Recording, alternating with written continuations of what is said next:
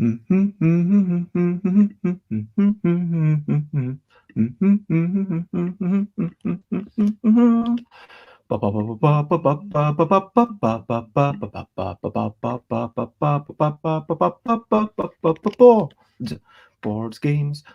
games, it's what I'm singing about. Board games, board games. I'm not gonna shout, probably not. I am starting off this streaming, and then I'll be continuing with a bit of keyboard now. I'm going to go over there and wander around. This is my keyboard. I've not plugged it in, but we will soon be properly starting. Board games, that's what I'm thinking about. Board games, I'm not gonna shout. Good morning, and this, I am Bez. I am going to be playing some things on this keyboard. And it is 10 a.m. UK time. I'm carrying on, and I'm doing the same thing I've done 10 a.m. UK time for a while. And is that stream? Oh, hello, Elaine. Lovely to see you. Sorry, I'm a wee bit behind.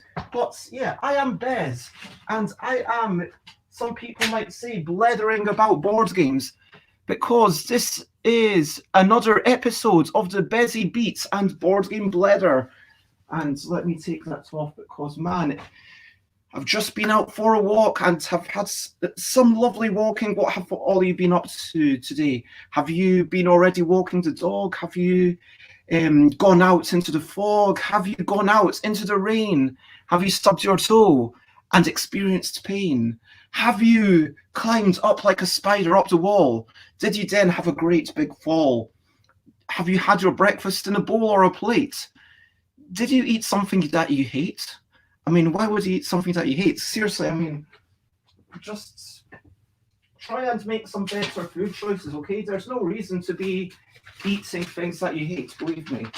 So let me just move these things around and hopefully get this show on the road in not too many minutes, because today I am all about the musical shenanigans, and you're catching me at the... Why does this not... Maybe I can run the wire underneath here. Would that work? There, let's see. There we go. Okay, so, hello everyone. Please take your time, don't rush, it's all good. I mean, but yeah, it's lovely to see you. And for this episode of Busy Beats and Board Game Blethers, there are musical shenanigans going on. And I'm going to reduce this to, let's say, 37%. That seems reasonable. I say 37%. I'm never sure what this number even means. It's like, what's the maximum? It goes up to 127. Is it decibels? Is that like the maximum number of decibels that it's hitting if you're like really whamming it? But anyway, we are having some more musical shenanigans today. And I say coming up, but I guess they've already started. Hello, Xate. Hello, Timmy. It is lovely to see you. It is Tuesday, and you know what happens on Tuesday? Sometimes I have Alan Paul on, and we have had Rita on and Matthew Dunstan recently. We've been talking about design. But today I'm just going to be blethering about with some piano in the background. And so thank you all for joining me. And how are you all? How are you doing? Are you... Let's see if I can bring it there. I think that's... Let me... There, now you've got my face and the keys. Yeah, boom. This is what it's all about. It's the angle. I mean, ideally, I think I might, in the next couple of days, try out... Maybe tonight, try out like another second camera, maybe for tonight's games. Snowstorm tomorrow, my gosh. I looked at the weather here, And I thought of you, Timmy, and I've noticed that it is 7 degrees, which is an awful lot warmer than it is in Nova Scotia. So yeah, Scotland, despite what people are saying, Scotland's a fairly moderate climate. Yeah, 7 degrees. Some people are just envious. I mean, think about going to Singapore or Thailand, where it's probably like 30 something. Tropical Scotland. And hello, Callie Lee or Ben of the Game Cupboard. Just saw your message a few minutes ago. And yeah, thank you for the lovely introduction on the Discord. So if people don't know the Discord, I'll chuck up a banner very quickly. Where is it?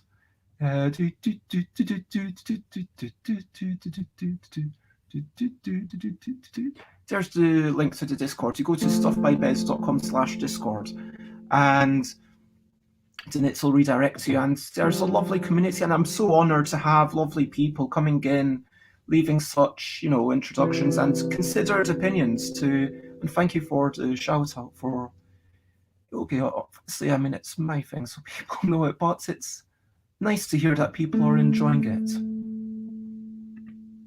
Anyway. So let's talk about recent highlights, living life and seeing the sights. Recent highlights, playing games and other delights. Recent highlights, living life and seeing the sights. Recent highlights, playing games and other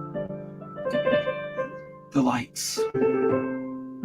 So what have you been up to recently? Have you had a walk this morning? I must go acquire cereal. You do that. If you need some time to head off, then wait a minute. When you say you must go, presumably right now it's the middle of the night, so do you mean like in 12 hours sort of thing? But yeah, get your cereal, get your things that you need to eat, get some food in you, get something healthy. Maybe it's like some shredded wheat. What are you thinking, like some muesli? I didn't do much today. Played that Dragon Ball Z game with a friend. Oh.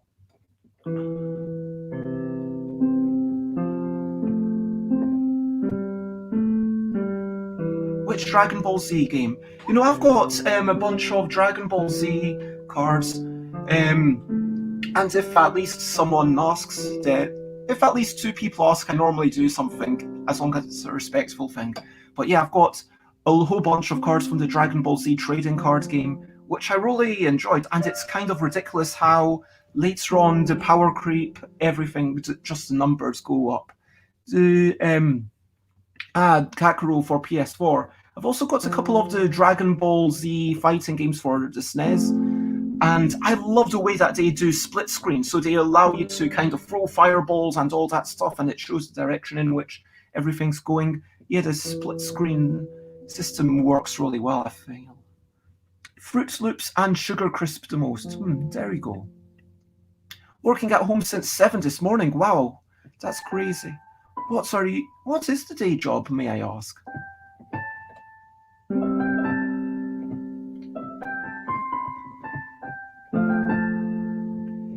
We'll try to get involved, but maybe in and out. That's okay.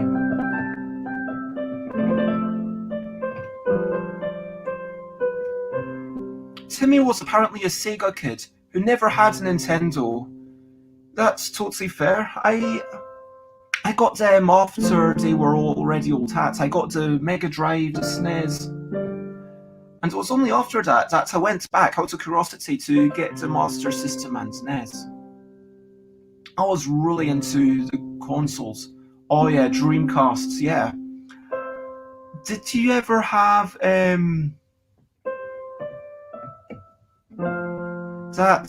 what's that one? The little virtual pet where it's like a fish with a human head? Do you know the one I'm talking about? Like the fish with a human head. And then you kind of talk to it, and then maybe it starts talking back to you eventually.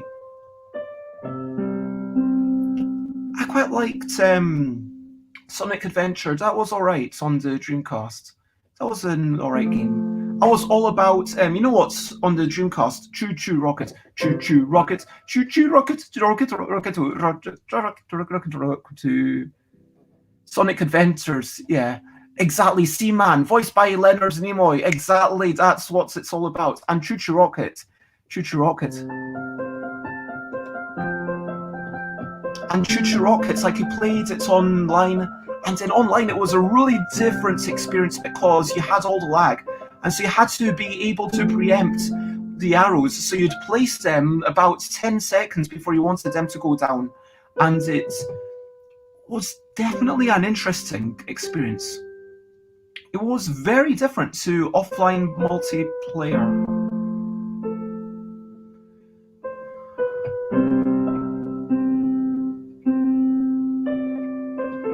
Skies of Arcadia on Dreamcast is my favourite game ever and also my biggest influence. That's fair. And,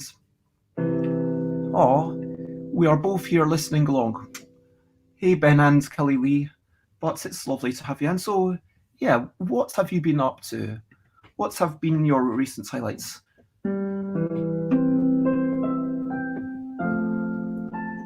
I've got some photos on Twitter. I'm probably not going to show them off because that would involve using my hands, and I've only got 2 hands.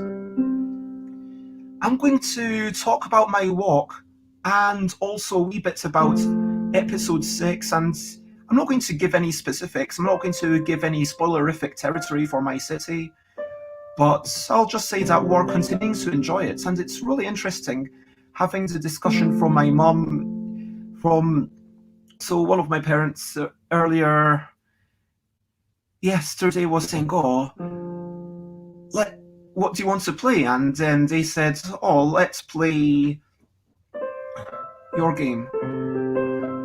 I was expecting them to pick Rummy, and that was the first time that they'd ever said, let's pick your game. Not, I don't mind, you can choose, or, you can play your game for a change, but let's pick your game. And they framed it as, okay, I want to finish all of the episodes so it doesn't take an entire year. And I'm not sure if that's them saying I'm not enjoying it, I want to get this over and done with. And I'm not sure if I asked I'd even get an honest answer. Or I'm not sure if it's them actually starting to enjoy it a wee bit more and starting to be entertained and excited by what's coming up next. I don't think it's the latter, but I think they are enjoying the experience. Because after every game, playing around with the pieces and polyomino games, especially for someone who's never played it before, is such a delight.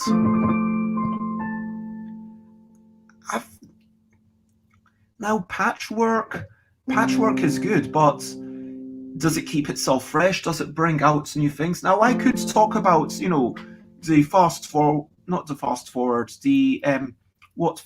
Fabled system. That's the one by Reiner Knizia, where it's Fabled Fruit. I think that was literally the only one that was under the Fabled system of campaigns, where you've got a sequence of cards. And that sequence of cards allows you to go through your own campaign, but it's all resettable. I remember playing that over the course of about 48 hours, Fabled Fruit, the entire thing over a weekend. We just enjoyed it so much. It was kept so fresh.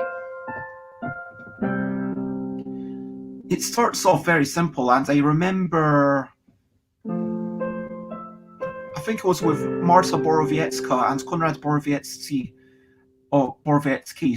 Together they are the Borowiecki. Polish surnames are kind of confusing. And Fabled stuff. I mean, I would love there to be more Fabled stuff. Why haven't we seen more Fabled stuff? And hello, Zihark Sama, yep. Just talking about what we've been up to recently, just chatting away, and I might improvise some music for a while. I might play some actual tunes later. And we're talking about Dreamcast, about legacy games, about whatever. And Timmy's all about the RPGs. Have you ever played Secrets of Mana? That's my favourite RPG. For all those who've played RPGs, do you enjoy RPGs? What's your favourite? Because for me, it's Secrets of Mana. That really captured my imagination. I've not actually finished that many RPGs, even if you count the action-adventure ones. Maybe a couple of the Zeldas. Zelda 3 on the SNES, Zelda 4 on the Game Boy, I want to say. What else? Chrono Trigger, Fable 2 on the Xbox 360, and I guess Kingdom of Loading if you count that, and of course Secret of Mana. Now I got Legend of Mana, and I had that for the PlayStation. I chipped my PlayStation purely just to play that one game because it never came out in the UK. True story. And I like RPGs, don't get me wrong, but I've never... I guess it's been a combination of the length of time and the grinding. The grinding just turns me off.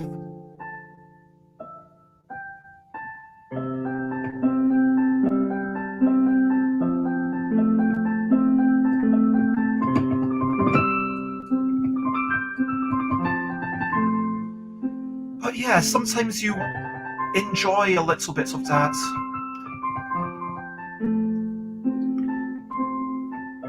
Especially when it's a daily thing like Kingdom of Loading, and then that's one of these games where it's online. And then you just do your wee bit to get your energy for the day.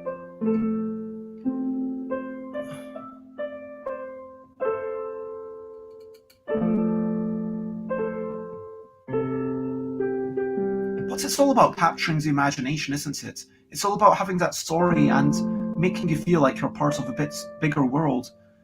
And even though I never finished it, Legend of Mana actually did a really good job of that. All the tiny little stories, there's no real continuity, but it's part of a bigger tapestry, that all these stories exist in the same world. I would actually quite like to load that up one of these days. I mean, being up here in Glasgow, it's made me sort of go back a wee bit. Have I been up to anything? Oh, so let's see. Game Cupboard tried New York Zoo recently. That was a nice polyomino. Lots to think about on top of the tessellation of the pieces. I've not tried that.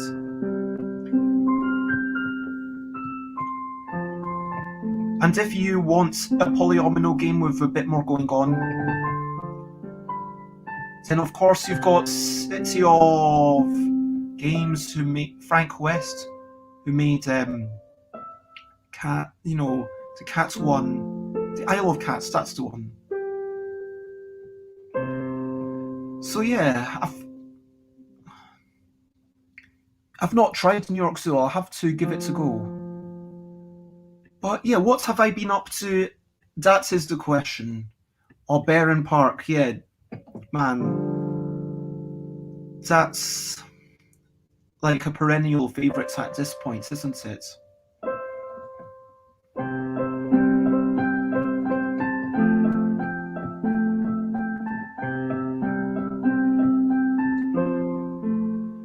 But the thing about my city is that it's making me think about the nature of a legacy game.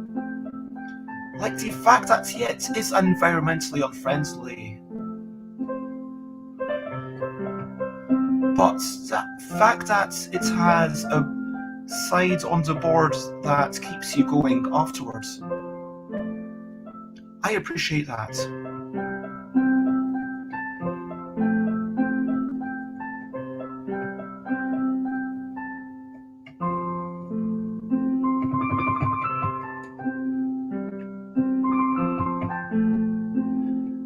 But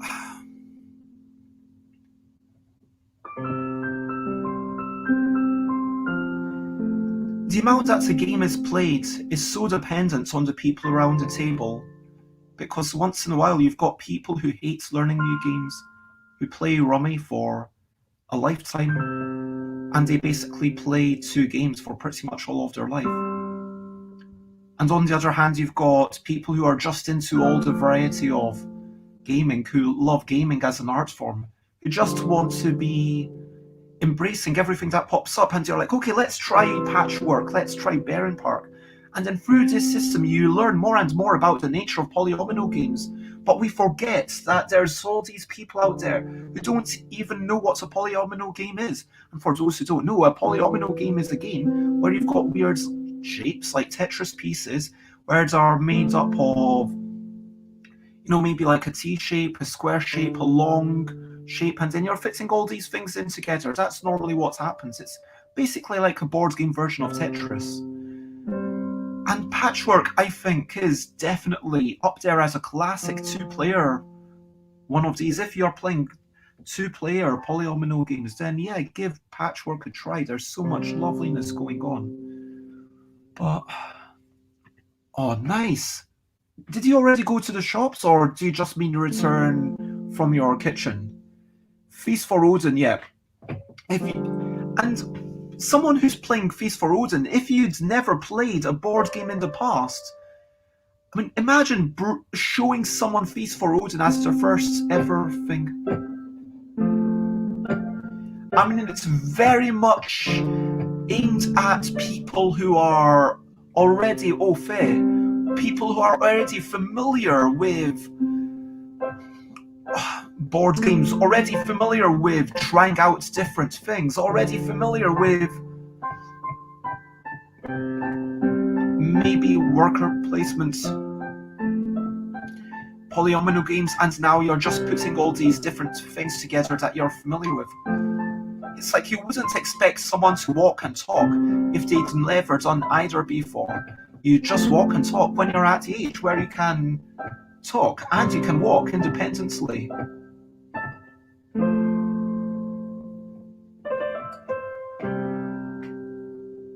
Timmy returned from the great journey to the fridge and returned alive. I think that deserves a song. Journeying out to the fridge, the cold, cold fridge. Do I understand in Nova Scotia that the fridge is warmer than it is outside? It's cereal and it is milk, and that is what Timmy eats. And now Timmy has a cereal upon which to dine. Okay, that was 100% true. Even the fridge is warmer than the outside. There we go. You see, I know these things. I've been paying attention. If it was a new version, I'd probably pick Barron Park.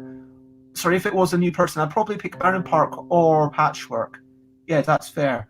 And the game cupboards have I Love Cats on loan from Lazy Horse Games. Ooh. What's Lazy Horse Games? Is that like a board game rental service? Looking forward to trying it out. Hope you do enjoy it.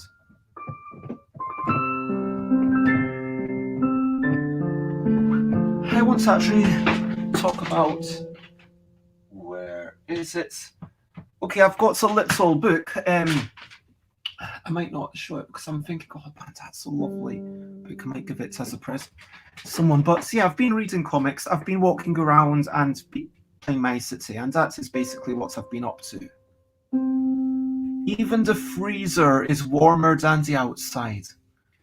Wow, it feels like at this point you should just save energy. And what you should have, like in that part of the world, it feels like what you really want is sort of like an airlock, a door, which is, imagine like a tunnel where the outside air just blows into this empty space, but then you've got this really fixed door and it's like a porch. So basically what I'm saying is just put all of your stuff on shelves in the porch if you trust people not to steal them. Okay, Lazy Horse Games are a board game rental company.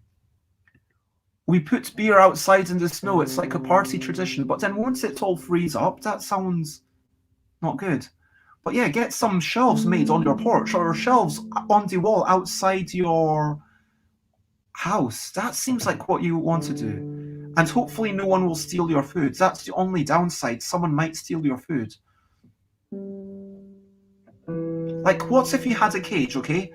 Okay, just brainstorm with me here a moment. What if you had like a wire cage so there's no heat coming in, there's no insulation, And then, yeah, you could totally have a wire cage with shelves outside. Boom. Then you saved all the energy for your freezer. What do you think of that? I once knew someone who puts his computer in the fridge to keep it cool. That seems... The alcohol keeps it from freezing. It depends how much alcohol is in the drink. Like if you've got heavy alcohol, like if you've got vodka, if you've got hard liquor, then sure, it won't freeze. But if you've got beer, then I know beer can freeze and burst even from the tin. But anyway, legacy games, eh? Fable games, eh? Why did we never have any more Fable games? What's that all about? I mean, Freedom and Free, such a genius, doing such amazing stuff, but some stuff sticks, some stuff doesn't. Like 504, brilliant experiment. Is it actually enjoyable to play? I don't know. But my friend's uncle's wife, that's 3 steps removed, used to water down the vodka so much it froze once. There you go. That's how they knew she was dipping into it. Huh.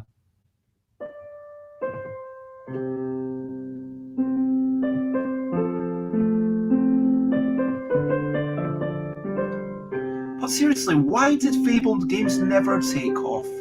Am I wrong? Was there another game that came out after? Because it feels like that system of having these cards kept in this bag, it makes it easy to keep the things together, to keep track of where you are, and it is totally unique. Well, not totally unique. I mean, there's finite possibilities, same as in my city, there's finite possibilities. It's not like functionally, where you put the stickers, there's finite places to put the stickers, there's finite places to make meaningful changes. So it is finite, even though if it might be very large. But by the same token, like, you've got the same massive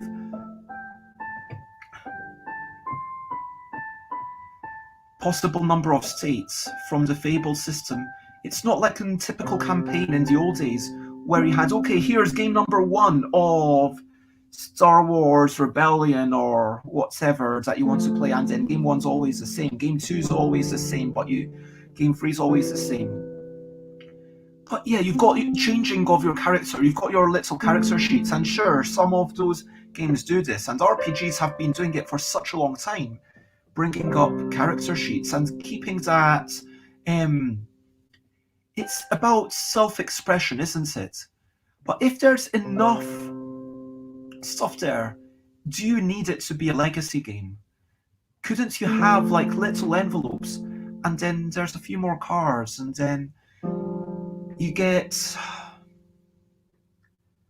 like, okay, bring out some of those cards, and I just feel like the Fable system, why didn't we do more with it? It feels like a missed opportunity. Serial gone. So, let's move on. If anyone else wanted to talk about anything recently that you've done, feel free to share. Today is just musical shenanigans, and I don't know why it says coming up. We are already musical shenanigans. And actually, let me go to Twitch and change this from the podcast. Now, I'll change it when I've actually, when I start doing. Should I change the thing? Yeah, let's see. Let's change it to music. Done. Okay.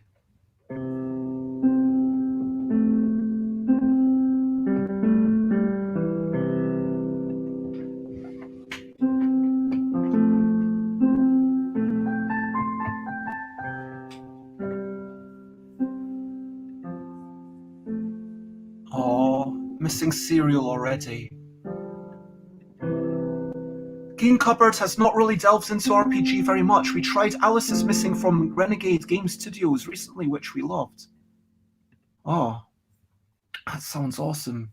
I've not really delved into that, but Renegade did do some pretty good stuff. Although I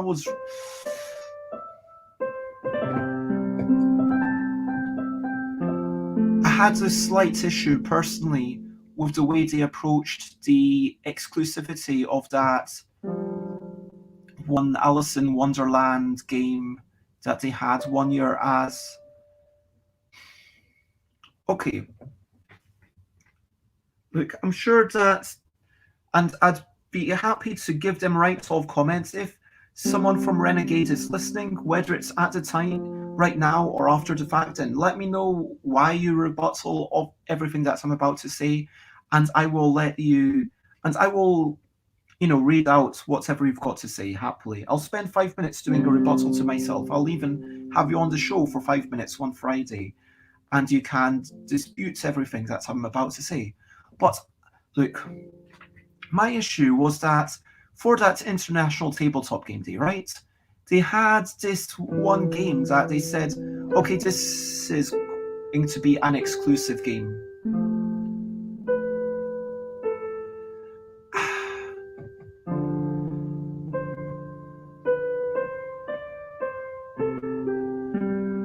And I understand, okay, exclusivity.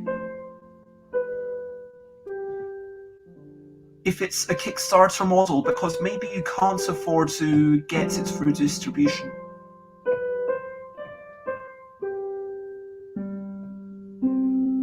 But then, of course, you run into things like Simon, Cool Mini or Not, where people then say, hey, wait a minute, you said this was going to be an exclusive to Kickstarter, and now it's actually available for sale.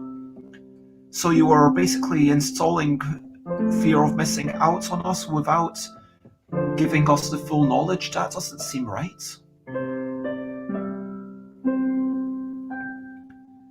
And if it's genuinely an exclusive and you're putting it through distribution, my question is why? I feel like a game that has such limited exclusivity, if you say this game, we're only going to work on it for this amount of time, we're only going to sell it for this amount of time, doesn't that potentially mean that you're going to work on it less? That's my fear. That it's symptomatic of a throwaway nature. That it's symptomatic of almost over-consumerism. Because if a game is good now, shouldn't it still be good in 5 years' time? Shouldn't it still be good next year? Shouldn't it still be selling? And if you don't believe that your game has the chance to even sell in a year's time, if you don't believe that the game is good enough, then part of me even believes, why are you even bringing it out? And then I might as well just ignore it, because you don't have enough faith in this game. I know that sounds maybe pretty harsh, but that's the way I see it. I kind of feel like exclusivity, it's going to put a maximum cap on how much effort you're willing to take into this game, and so I'm not happy playing it.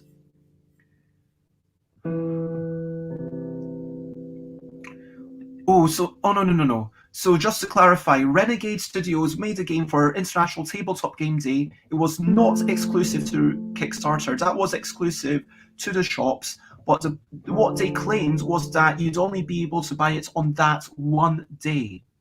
To my mind, sure, it might be a good game, but if it was a good game, surely you would want to try selling it for more than that one day. That's my point.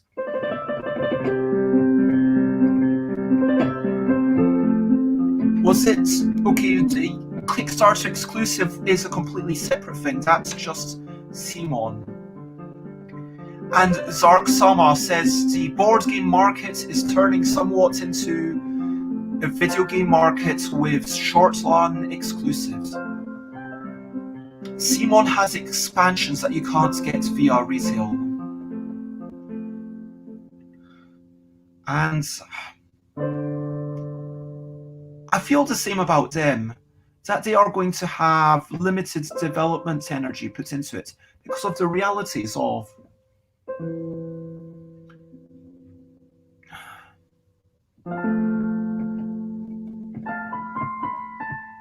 and Gilhova says, yeah, like those Kickstarter, those expansions, those stretch goals, those are for all the ideas that probably don't work, but we'll try it and see what happens. And yeah, I mean, maybe I don't want to hold a grudge against the company for trying something. Like if they tried it every year and if International Tabletop Day were a thing and they were constantly trying it, but it just feels like it's that old the Hasbro thing of, you know, they were about to pull Twister. True story, they were about to stop selling Twister until it went onto that Johnny Carson show, I believe, which is, I understand, used to be a big deal back in the day in the 50s or whatever in America. And then Johnny Carson was playing it with Eva Gabor, Zaza Gabor, someone like that. And some sexy icon, female presenting person, and then they played Twister and sales shot up, so they'd paid money to get it onto that show and they just couldn't get a refund, so they were like, okay, let's see what happens. And if it hadn't been for that, they would have stopped selling, and now Twister has obviously become this whole cultural phenomenon.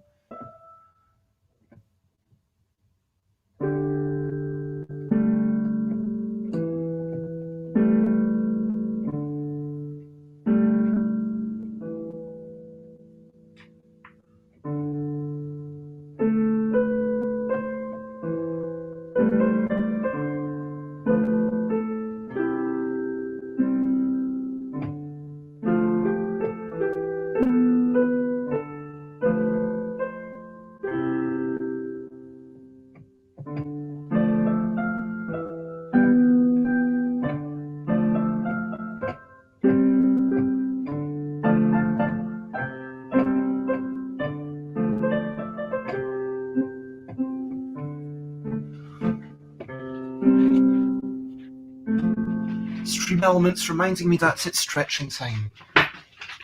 So, brilliant things. What's a little thing which is brilliant?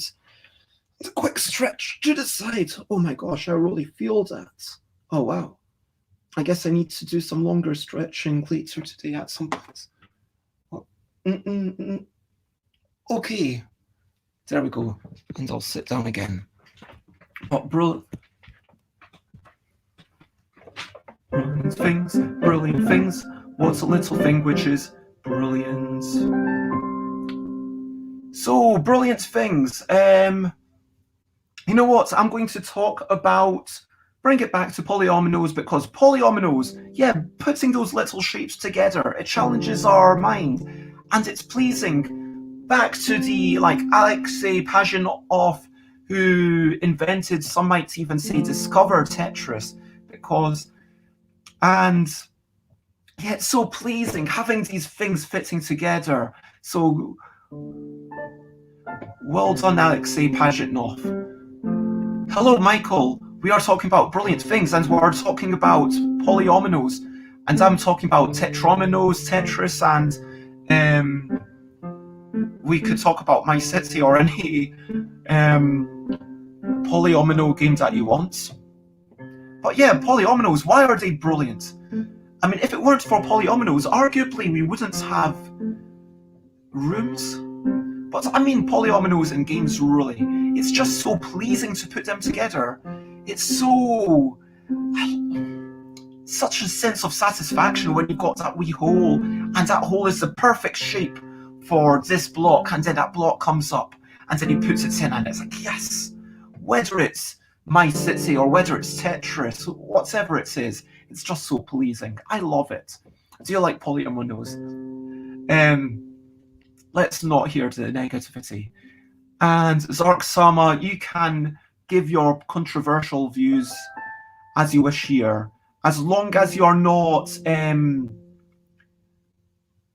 being disrespectful, by which I mean, don't go doxing people, don't give sharing private information, but, just basic stuff.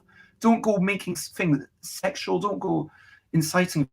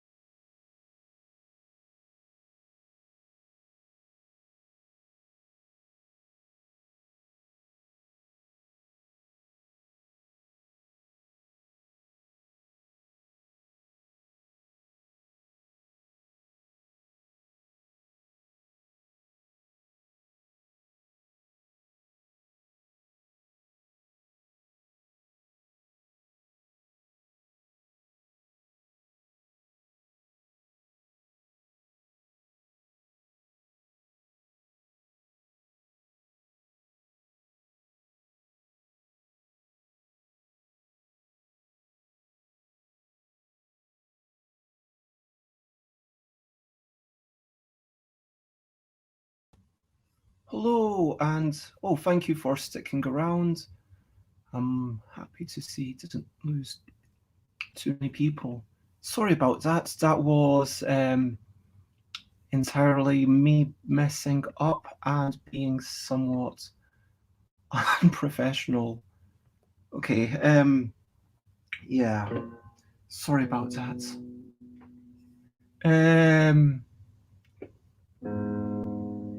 So okay, let me check okay.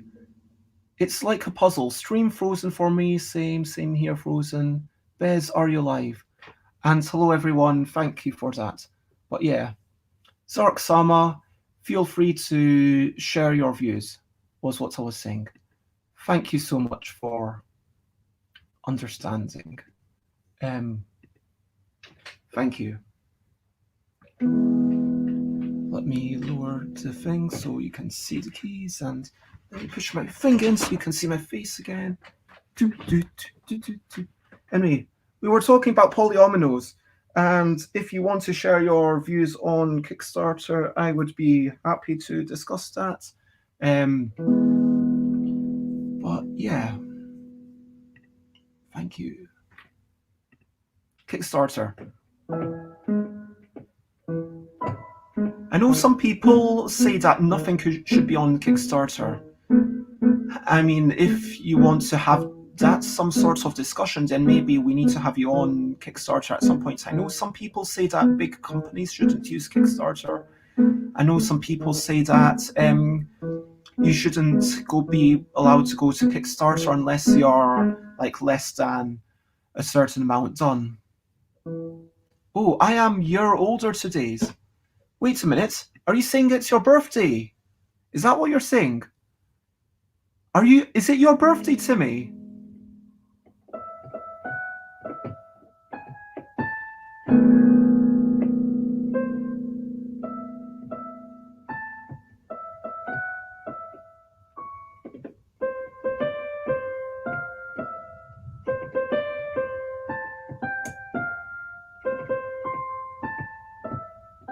Sorry.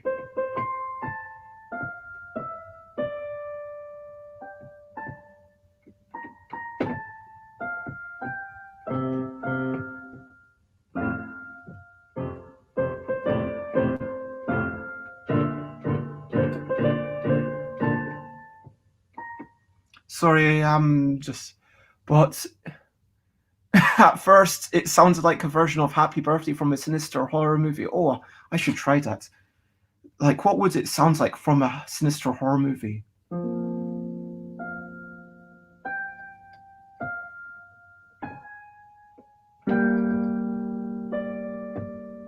Happy birthday to you.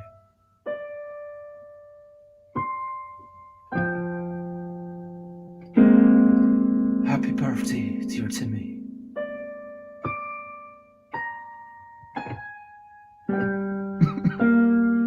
Happy birthday to you.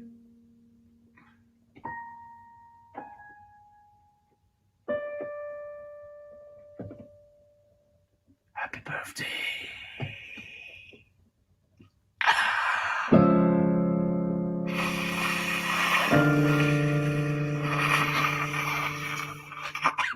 Sorry, and then the murder. Yeah.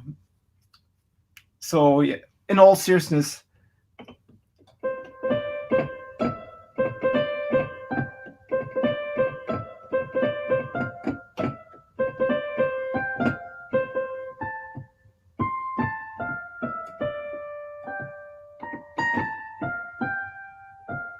so I'm not going to keep on. It's actually surprisingly, it's interesting. So that it's in the key of F major, but it's centered around C. So it goes up to the F and then but it stays below it. And then it centers on the F at the end of the second line.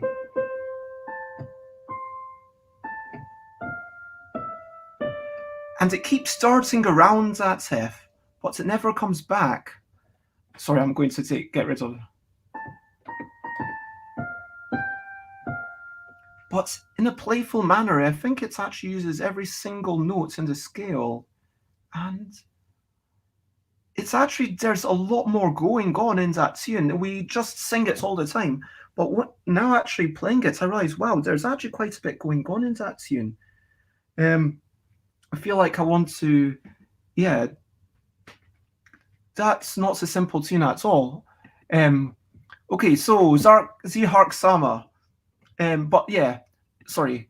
Before we get into that, happy birthday to me. Hip hip hooray! Hip hip hooray! Hip hip hooray! So congratulations, and congratulations on making it another year in this difficult time, and I hope you have a wonderful year ahead. So lots of love to Timmy. And if we can get everyone who's watching to do like some love hearts or some emojis for Timmy, then yeah, that would be great.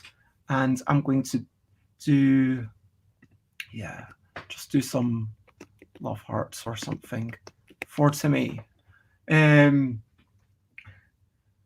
So going to the Hark Sama's thing. My view, says the Hark Sama, these are not my words, but the Hark Sama's, is that Kickstarter is a bit of a mixed bag board game wise, as there is not much quality control. Publishers do years of in-house development and testing.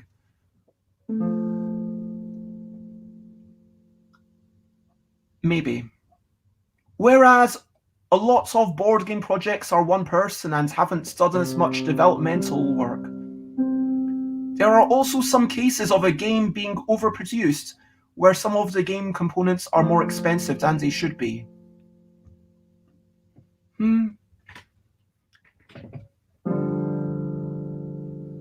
Okay.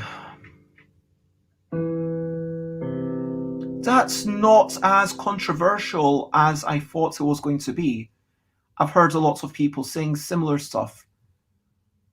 Like, if you want, you know what? If you want to come on Friday and have a proper discussion, yeah, jump.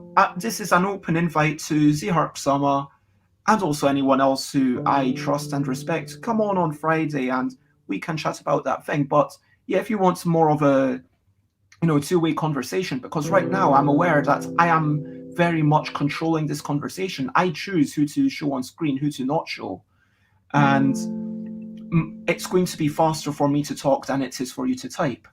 Anyway, so let's look at that. What you're saying is that, firstly, there's not much quality control for stuff that goes to Kickstarter compared to stuff that isn't going to Kickstarter. I would challenge that. I would say that there's a lot of games that get produced off Kickstarter that have potentially not been playtested. I mean, let's look at Trivial Pursuit.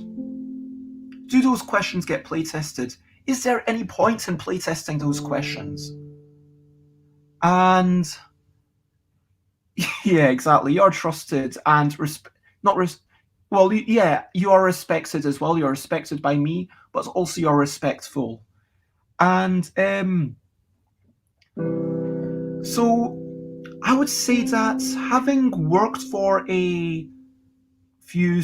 Look, I've been paid by Alicat Games, by Asmodee, by Gigamic, by ITB. Like, I've seen into Medif. I've seen into a whole bunch of places. And I would say just because you've got more people doesn't suddenly mean that you're going to do more work. And I think the other folly there is to associate the lack of testing with Kickstarter. I mean, that is a mindset issue. I have seen, yes, games where someone came up with a game into Playtest UK, came up and joined our board game testing, and we said, hey, here's a problem, here's another, or we said, hey, here's a problem, and then they went away and fixed it, and then they went to Kickstarter. But there might have been more problems. They needed to keep testing it until there weren't any problems. But instead, they just tried it once, they played it with their friends, they played it with their family, they brought it up to our group, they were like, oh, brilliant, this is the end, and this is perfect, and no...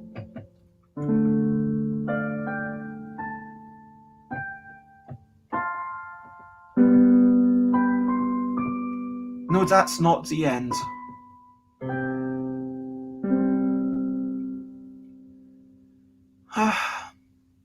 Whether a company uses Kickstarter or not doesn't mean there's suddenly a massive difference. I'm trying to think of companies other than Stonemaier Games who have used Kickstarter and alternatively not used it.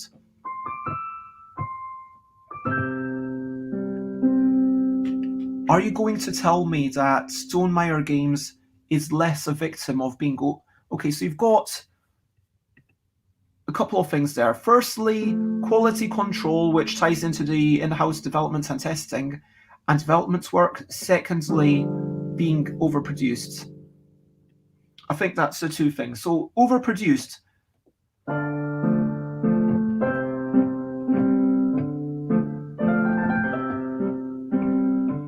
Overproduction doesn't...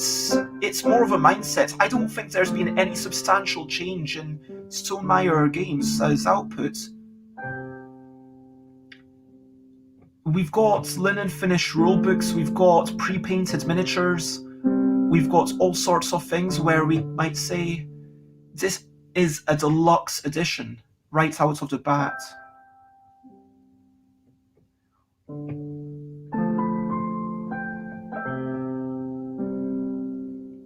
And you say it's a mixed bag.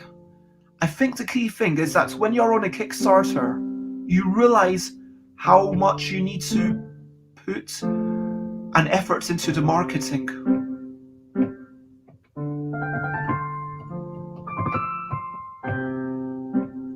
Of course, we are all people here, and I love the game community. Also, I like you as I have met you, says Eharksama. Thank you very much. Also, I did say mixed bag. I'm not saying there aren't some well-tested and developed games. It's just that it's a bit of a mixed bag. And what I would say is that it's the same for big companies. That's basically what I'm trying to say. There's plenty of games released by major publishers that needed more testing, that never went anywhere near Kickstarter. I don't want to point at individuals.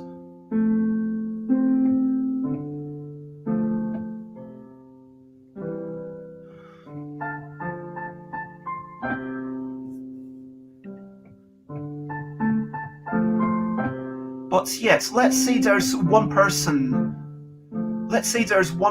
making a game. If you go onto Kickstarter, it's much more suddenly in your face that, hey, you need to do all this development, you need to do all this marketing. Without the marketing, without the art, it is much, much harder to succeed. Oh yeah, I've been back home since December. I don't know what you mean by back home. I've been in my parents' house since December. I don't know what. Yeah, marketing can be expensive, but let's look at let's do a case study. Okay, in a bind, I mentioned that final set of cards was never actually tested on its own. It didn't need to be tested on its own.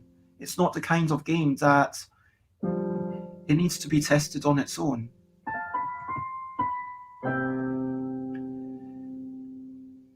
But I had it in my mind that, okay, down the road, in a couple of years, I'll maybe change one card or two cards, and that's...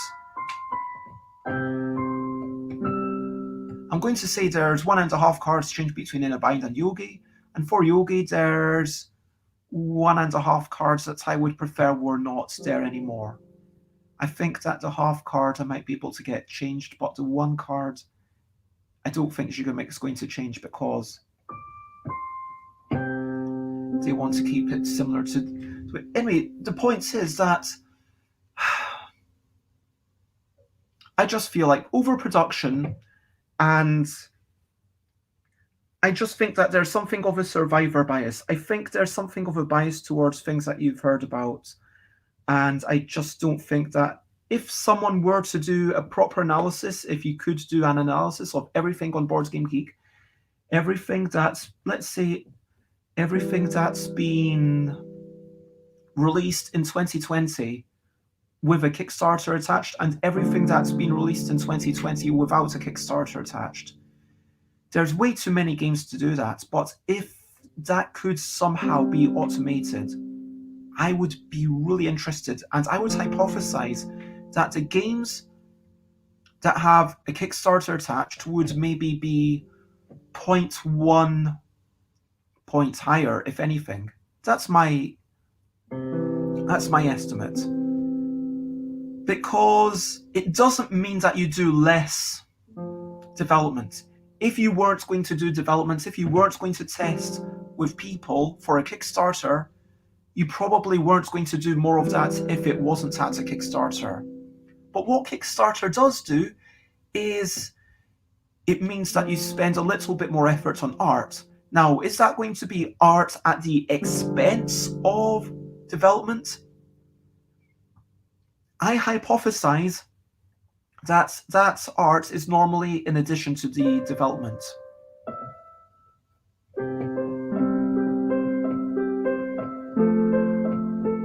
But that's just my hypothesis.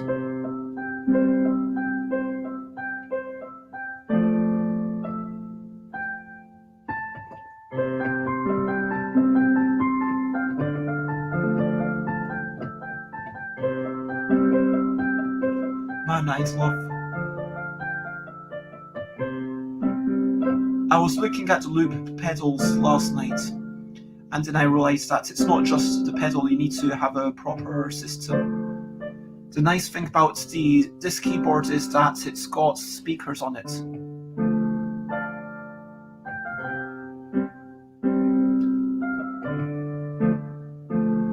Yeah, you can. It's got an output to hook up to some proper PA system,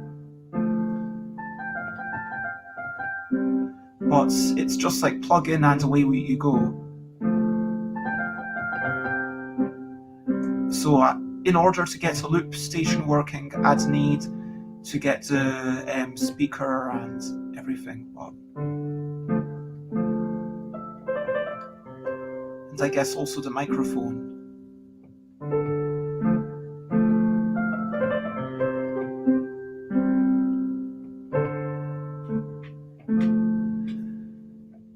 Genshin Impact had a budget of $100 million US, and like half of that was marketing. I'm not familiar with that game or that film or whatever it was, but the point that I'm taking away is that marketing is a really big thing of the success of anything. I mean, let's look at the reason that I might sign a game to a publisher. Like Yogi or Seize the Power.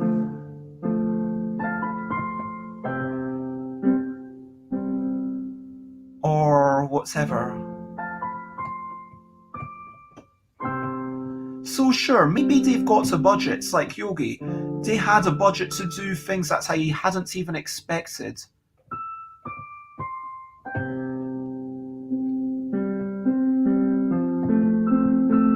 So Yogi, yeah, it has plastic cards, which is really cool, and those little card holders, which is really cool. And I personally am a bigger fan of, I want to say, the Hungarian version. I quite like the box that comes in. I prefer the box than the tin.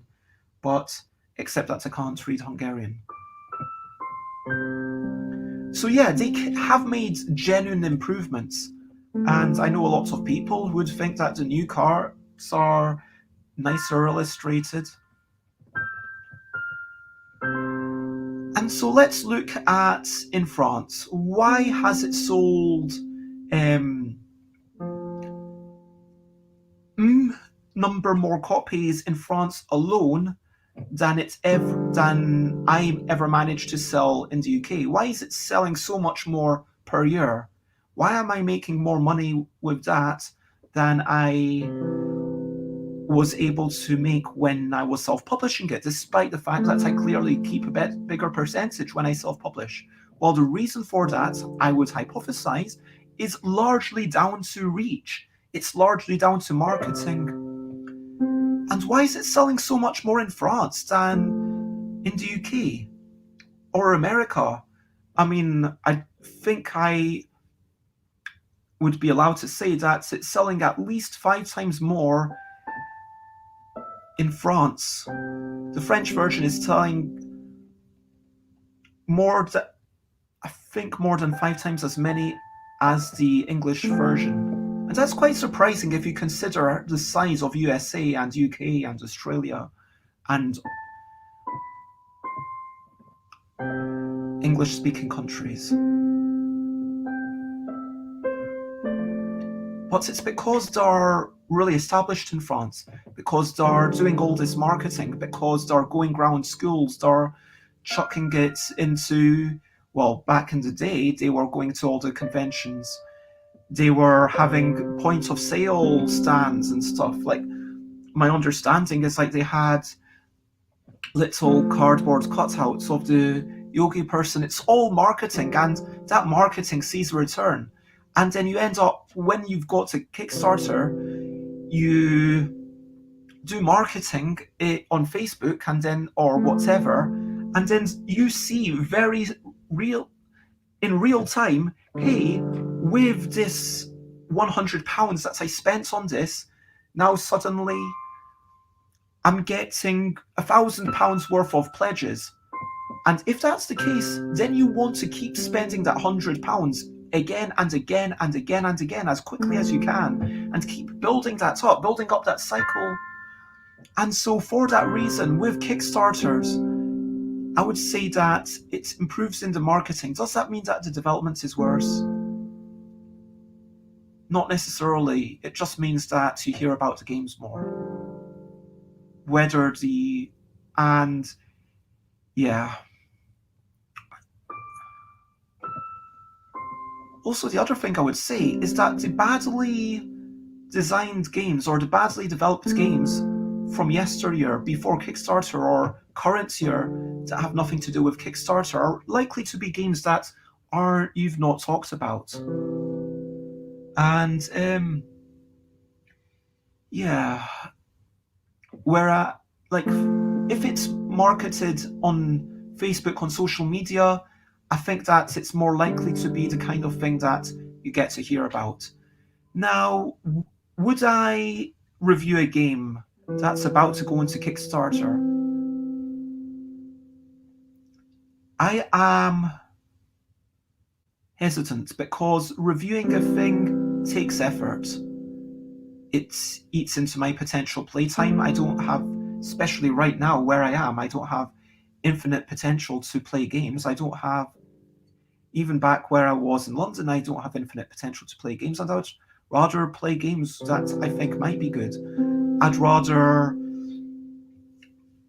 do what Rado does and look at the rule sheet and decide, okay, you know what, that's probably not a game that I'm going to enjoy. I'm not going to bother reviewing it.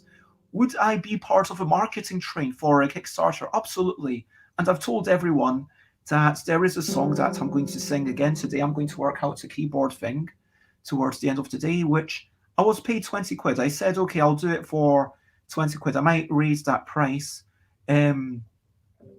depending on how much effort it takes. And I realized that if it's a game that no one knows about, is that still fun? Like, so last Friday, I think it was, I sang a song about Andrew Prowse's game Merchants of Infinity, and yeah, no one's able to guess that game because you don't know it. Whereas if I say to a company, hey,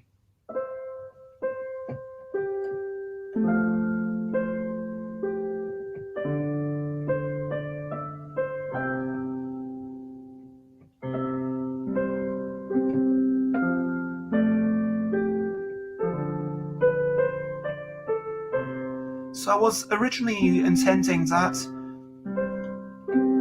hoping that a publisher would pay me like 20 quid to sing about a game that people might have heard of. Because hey, it's just 20 quid. Like, if I were a publisher and someone offered that to me, I'd be like, hell yeah. And so far I've had a few people expressing interest, all of whom it's people of games that no one will have heard of, but hopefully it's still interesting content for people. Hopefully it's still a fun time. And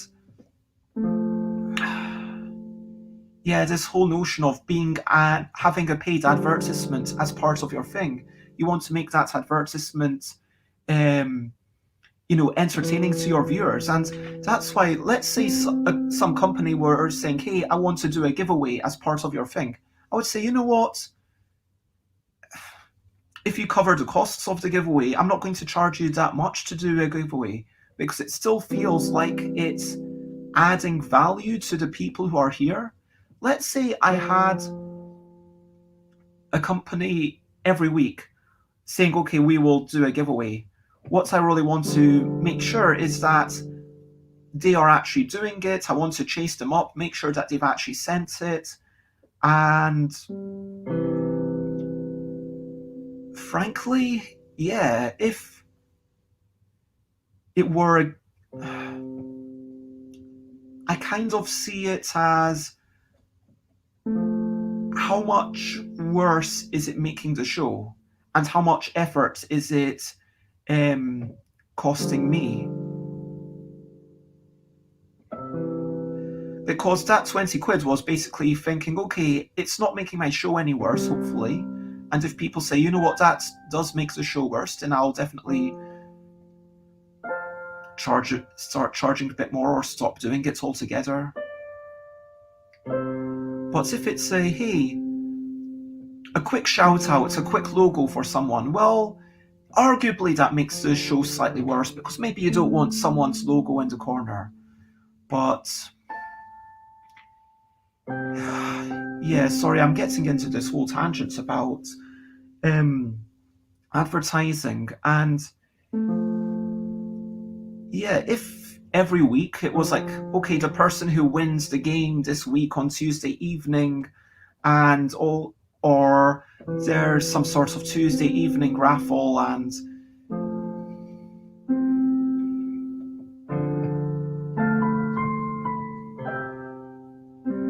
so maybe like the person who wins the Tuesday evening game gets 1,000 points.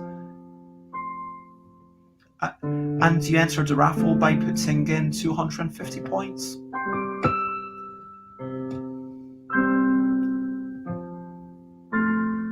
And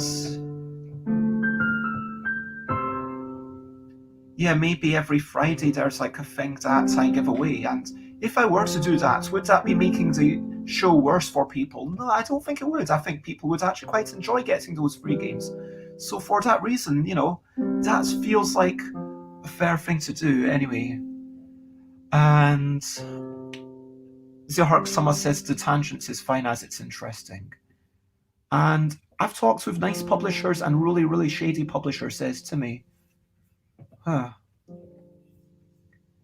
I do not know anything about that, so feel free to tell us. Anyway, so this is the...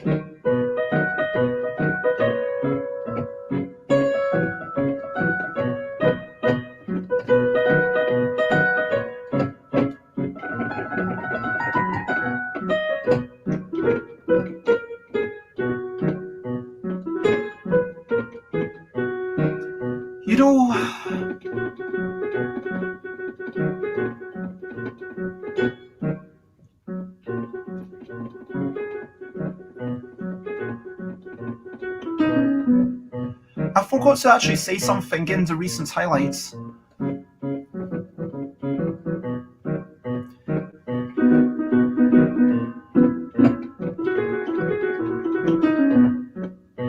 That's got some mentorship thing. And I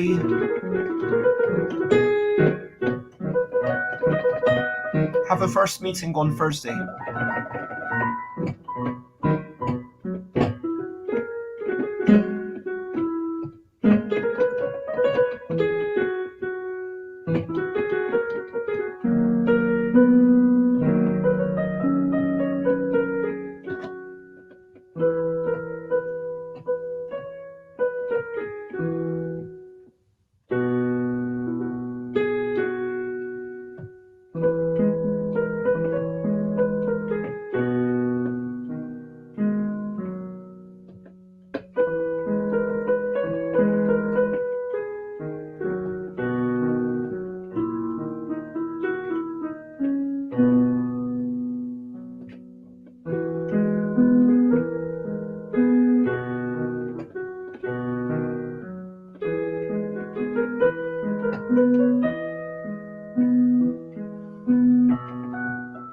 Zihark Sama also took part in the board game mentorship.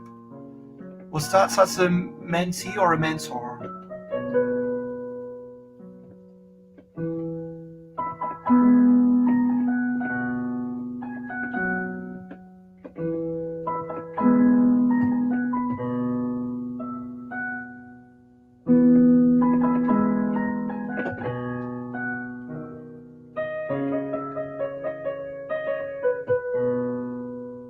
awesome.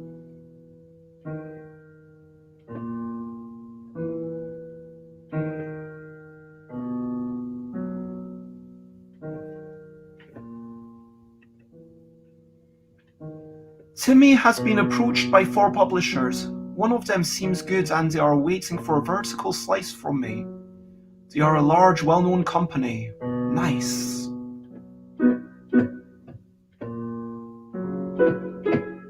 On the other end of the spectrum, Timmy was approached by a small company that Timmy had never heard of and talked with them for a few weeks. The initial contact person seemed really nice and interested. Timmy went on a Zoom call with their team and CEO. It was pretty bad, and their deal they offered was almost robbery. Yeah, hold out. If you've got something that's solid, then...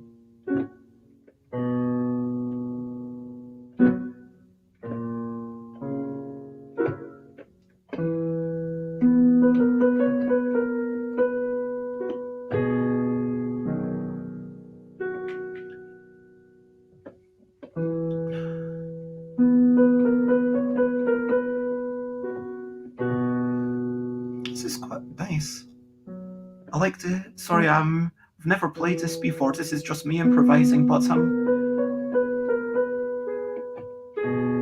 liking this shift into E, but remaining into B major scale.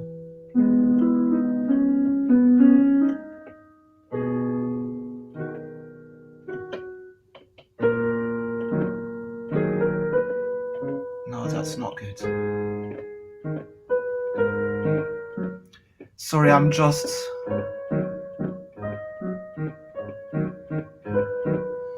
Okay, Zihak-sama, I will find a link. There we go. That is my link.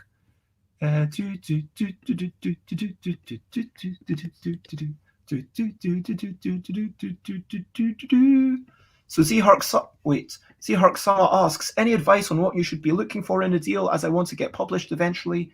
I have no experience with video game contracts, but I still stand by what I wrote on this thing. So boardgamegeek.com/blog posts 85999. That is, yeah, basically me talking about, is this a good contract? And some people, I'm not saying that these are all things that you need, and my position has shifted very slightly. I think I mentioned something about royalties going up at a certain point. That's still something that I would ask for. It's not something that I would... and the other thing I would say is check out Cardboard Edison.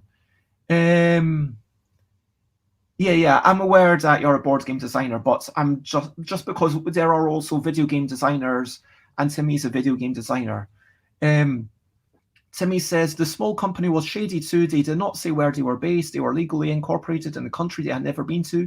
The CEO was kind of a bro and didn't listen to me at all. Yeah, that doesn't sound good at all. Man. Okay, anyway.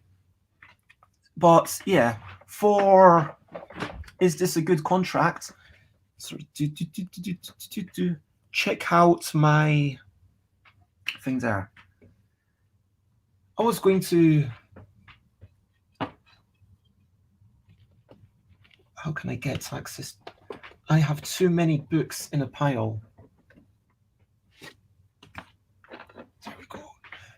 I've still not played Flea or Friday. I thought I would play that at some point. I want to... I'll take a... Okay, I'll just summarize the story in 30 seconds. I was approached by multiple companies for my first mass-produced game. I'm happy that I held off. And that's all I'm going to say. But it's also, what's the quality of this game? Let's be honest. I've got a game that's got a sort of friendly contract with Alan Paul of Surprise Terror Games. And it's the one that Michael judged. And when was that? 2016, I want to say. No, it would have been actually 2015. Is that right? 2015. Yeah, it definitely was 2015. It was 2015 that it ended because I remember having in a bind and then playing it with Val and Paul. Anyway.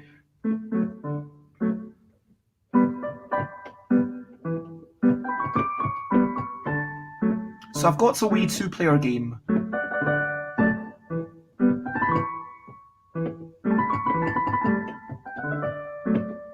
And when I look at that 2-player game, I'm not going to say that it could never sell 1 million, but it's incredibly unlikely. Whereas could Yogi sell 1 million? I would be disappointed if it doesn't.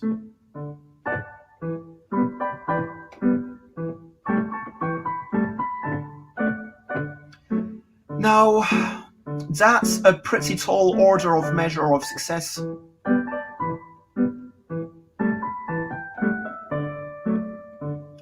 But when a company says, okay, I'm going to be selling at least this many per year, well, if it's the game now known as Yogi, and the company saying that they will sell M2000, well, then that's not enough. You need to sell at least 10 times as much.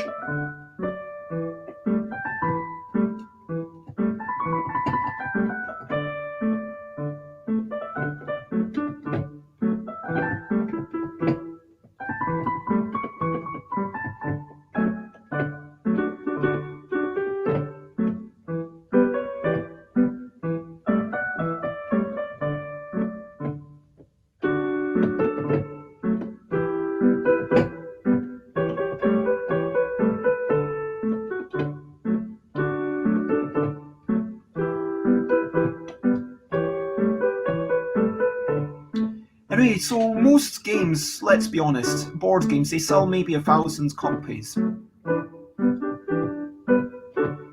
And like 10,000 is like an amount that seems like a success.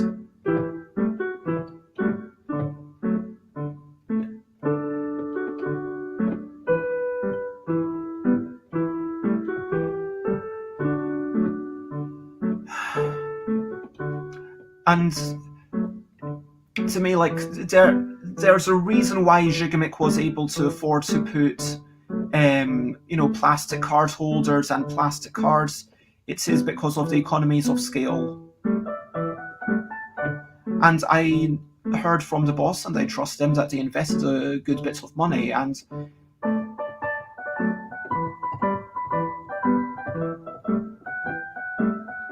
I have been insanely lucky with it. I mean, I don't want to understate the amount of work I did to get that game to where it is. But Gigamic has done a great job with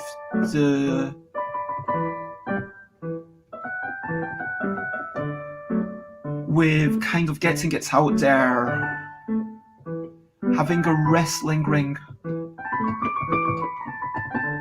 Anyway, my point is that not every contract needs to be the same. When I've got a 2-player abstract strategy game,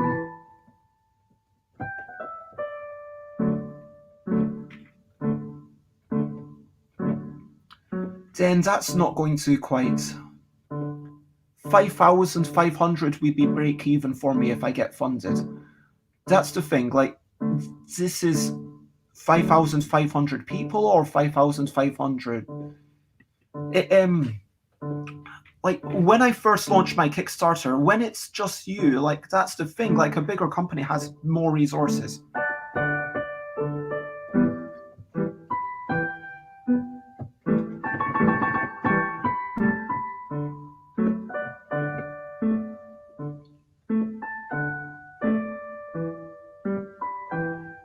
And so I think that I got 170 free backers for my first ever Kickstarter.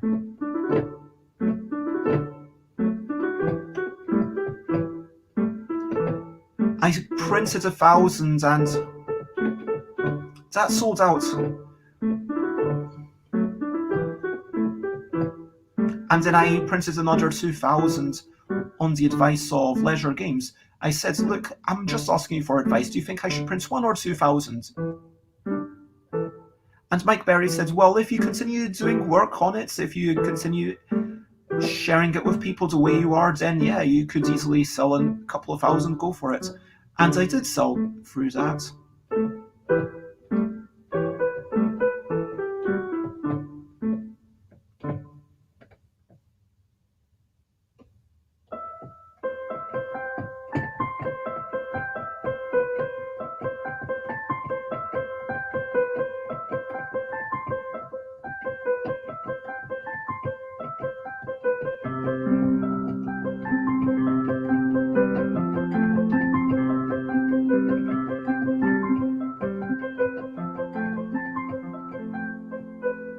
So I guess my point is that, yeah, it is a big number, and it was always more aspirational. I knew that I'd have to start from really small beginnings. Do you know what I mean?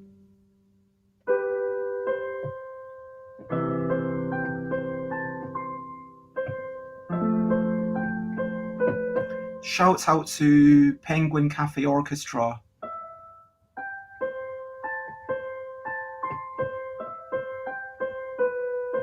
And I think this piece is... I was just reminded for some reason suddenly of that Perpetuum Mobile.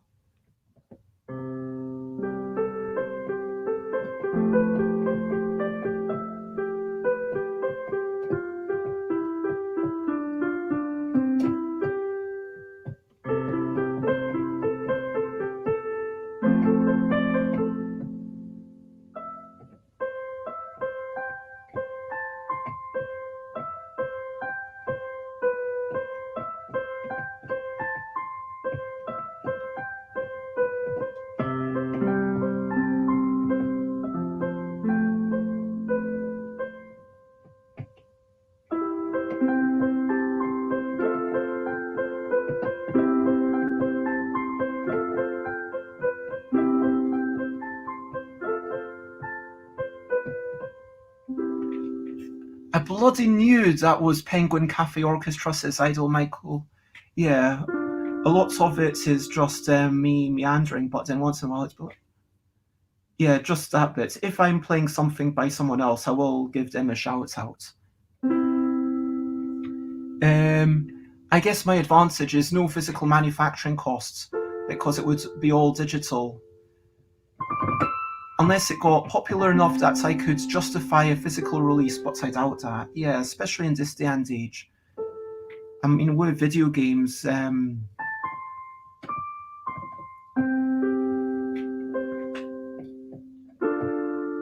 hello, Alex, it's lovely to see you, who's been apparently homeschooling this morning.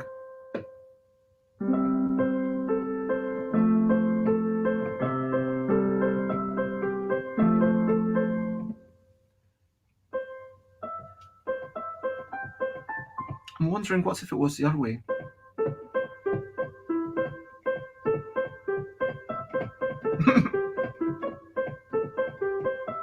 So that is the opposite of...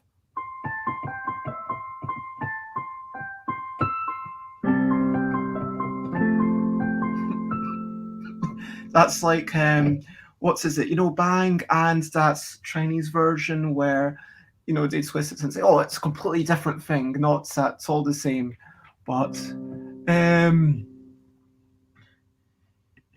yeah, like, that's a point. I'll leave Michael to... See you later, Michael. Enjoy your thing.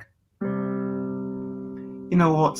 I'd like to have Michael and more people to talk about philosophy in game design. Not a practical how-to, but I believe that the whole question of why are we making what we're making...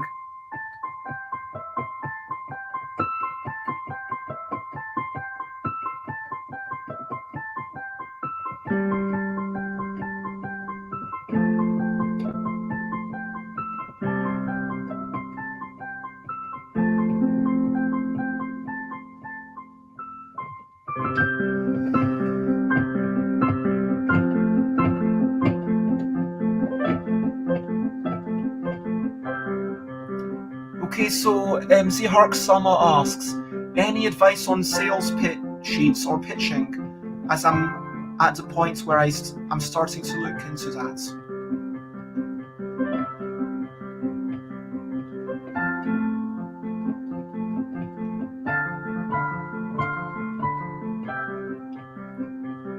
I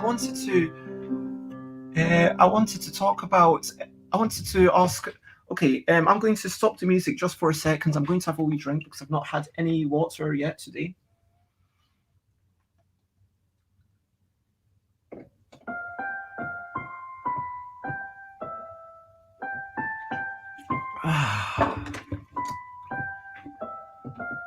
Apparently, I really needed it. There you go.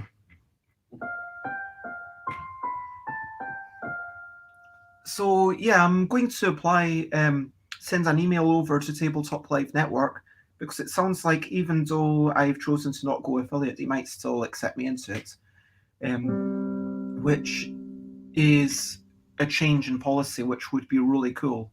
Because as I mentioned the other day, genuinely, if you could go affiliate and then come back, I would 100% do it. But I'm worried that, and in a sense, there is actually an advantage for YouTube because then I could say, you know what, we've been today. We talked about, and basically have the recap in the YouTube description. Say, yeah, we talked so much about board game stuff. We talked about,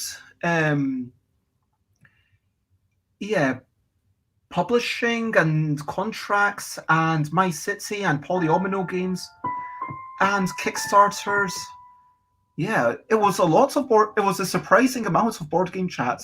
I was ready, honestly, just to play the keyboard and play a few tunes and see what happened, but that's the thing. Anyway, so as part of the application, which I'm going to do, I meant to say how many times a week I do board game related content, and that was a difficult question. I'm assuming that what they want is a simple number, but I don't think I'm able to do that. Because was today about board games? Yes, it turned out to be about board games. Was 2 weeks ago Tuesday about board games? I don't believe it was. Yeah, I don't believe it was, but I can't remember. But like the musical Shenanigans, sometimes they're about board games, sometimes they're not. And Friendly Friday Forum, is that about board games? Well, yeah, quite often, but it's maybe a little bit about board games and a bit about other stuff. And it very much is a variety show. I know some people say, "Oh, I'm a variety show. I play different video games." Well, you ain't seen variety yet. I mean, sometimes I just play music. Sometimes I do a live learn. Sometimes I read out a book. Sometimes I review stuff. Sometimes I play a board game, a variety of different board games. Sometimes I've done a board game that no one else can interact with, like Imperial Settlers Roll and Write. Sometimes I do a play along. Sometimes I do interviews, and so I think, and sometimes it's literally just chatting. We'll chat about whatever. 8 times a week on average. I've not done I do at least one board game. That's the thing. Like I was tempted to just say 8 times a week on average, but then is it all board game related? And I'll kind of probably have to spend a paragraph where what they really want is just a 2 times a week or 3 times a week or 4 times a week. Whereas I would say, if I had to say, okay, if a board game stream needs to have at least a mention to board games pretty much every minute or two, I would say I do that not so often, maybe 3 times a week, because most of the time we do have a bit of a tangent where there's at least I just really want to make some. Yeah, that's a good noise. Thank you for the talks. It's been very nice and interesting, says Seahawk Summer. You're very welcome. I've not done the board game song yet. I'm going to. Oh yeah, so for me, I like the design process, figuring out how I can do X and Y better. I also just want to say I made this game. I thought about Kickstarter, but I would need to grow my social media by at least 3 or 4 times what it is now before I had a chance.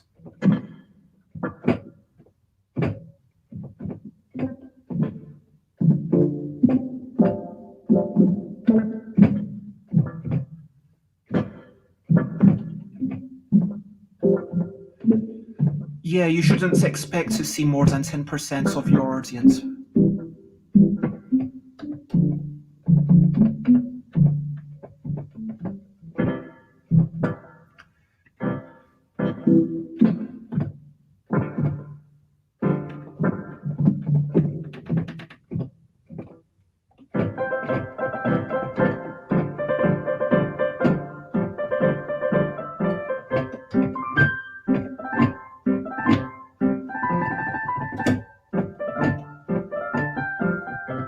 Thank you very much, Kelly Lee and Ben Forsings.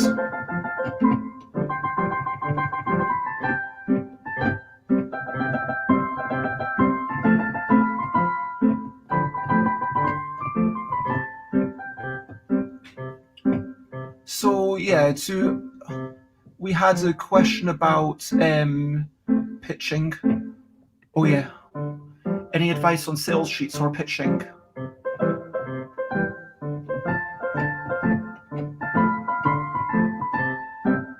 So I'm going to do what Matthew Dunstan said and admit my privileges. So yeah, game number 1. This is very unusual. Before my Kickstarter was finished, I had at least 2 companies reaching out to me to say, hey, would you like us to publish your game? One of them was a company that you would have heard of.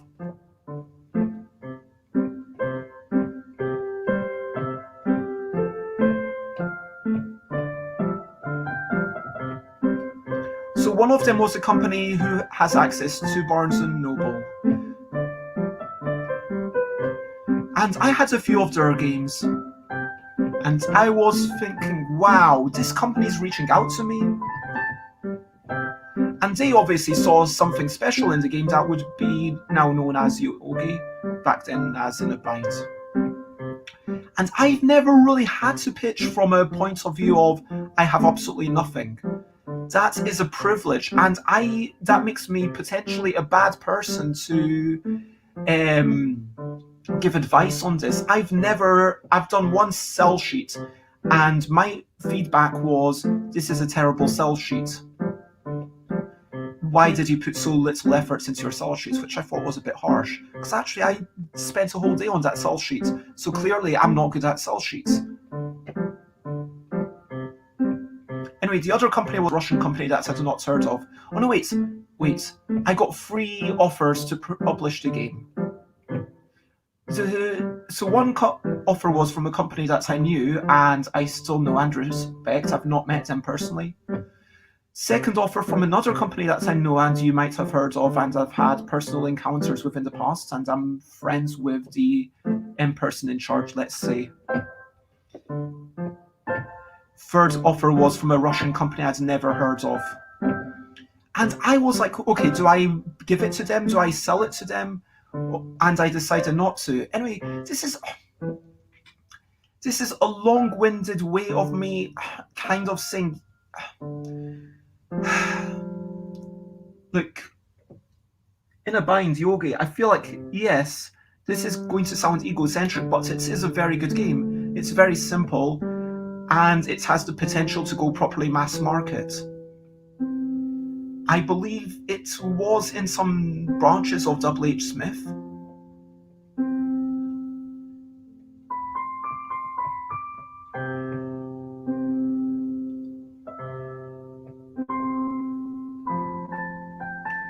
Which I guess, once you're selling tens of thousands of copies per year, at that point you are pretty mass market, I would say, in the board game industry.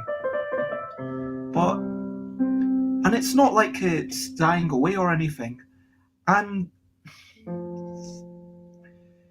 again, this is egocentric, but I had shown it to people in pubs, gotten people in pubs, strangers in pubs to play it, gotten strangers in the park. And parts of it is down to how does it work for you? And that's why I'm going to write a book about making a game.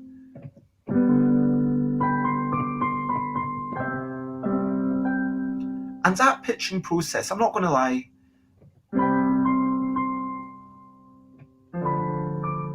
that's going to be a part where I say, yeah, I don't know much about.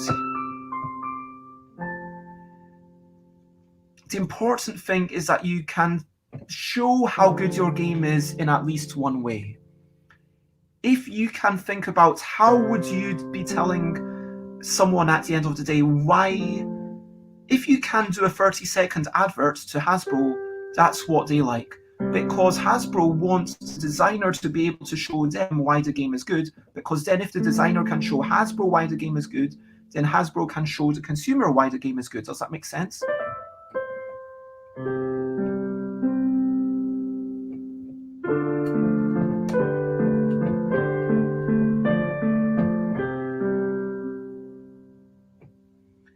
And similarly, on a sell sheet, if you can't say, hey, this is why you might enjoy this game, then would a publisher be able to say that on the back of the box?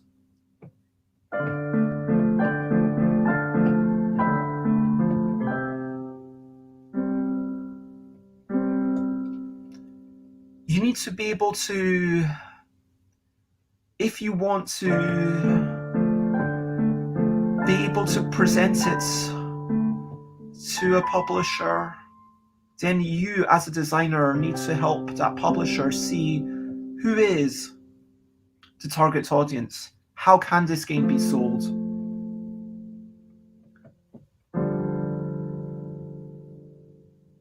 And I guess that's what you need to do. Whether that's through a sell sheet, whether that's through a video, whether that's through playing it with them. And look, you can't do this right now, but I went to Nuremberg last year. I went around everywhere and I asked if I could get an appointment. I took a couple of prototypes with me that I wanted to show off these two things. And I think Nuremberg is like 4 or 5 days. I was there for the whole thing. And first day I went around every single board game company. I spoke to them, I introduced myself, I said, hey, I've got this kind of game, I'm interested in showing it off. Now, of course, Gigamic is going to see me. I mean, we've got a pre-existing relationship.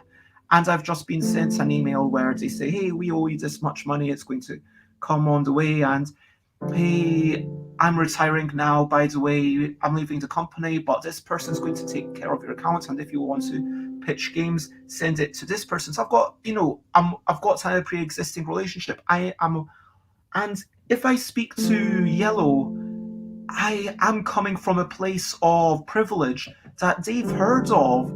Like the first time that Yellow, one of their employees came up and said, hey, congratulations on Yogi. And that was at S, and I was like, my God, someone who was working on King of Tokyo is telling me congratulations on my game. That's crazy.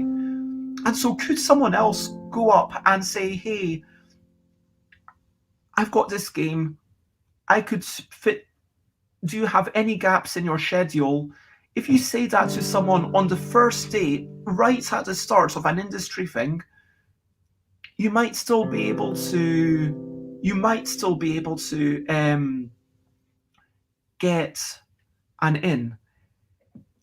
You might still be able to get an appointment. Of course, the ideal is if you reach out, let's say 4 weeks ahead. I think 4 weeks ahead is a good amount of time.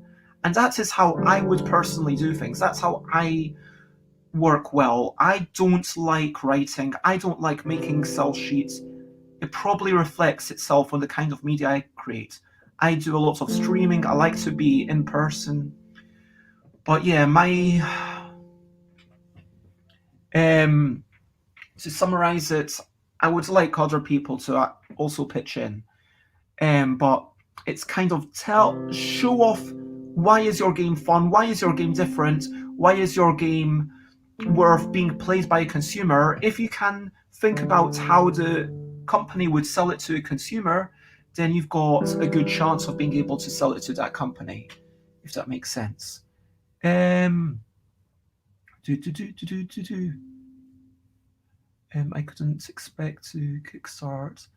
Having a proven audience from a Kickstarter could be really helpful for that. Yeah, that is true. I know Shenmue 3 actually was in that position where I think they got their goal probably doubled or tripled by Sony or someone. Anyway, I don't know what's happened to Shenmue 3.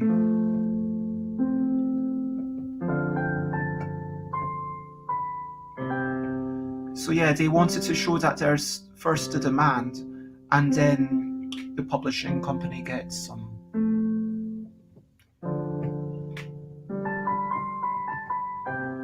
Even, you know what, writing the Kickstarter, thinking about how you would write a Kickstarter.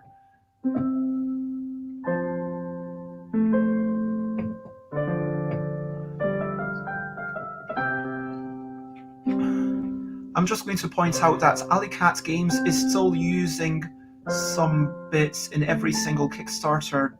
In Tinner's Trail, they've still got a few sentences that were written by me a couple of years ago, which is pleasing. I mean, it feels like... But also, I wrote those as puns for Coral, and it's like... Let me not... Actually, sorry. I'm going to take a quick drink. I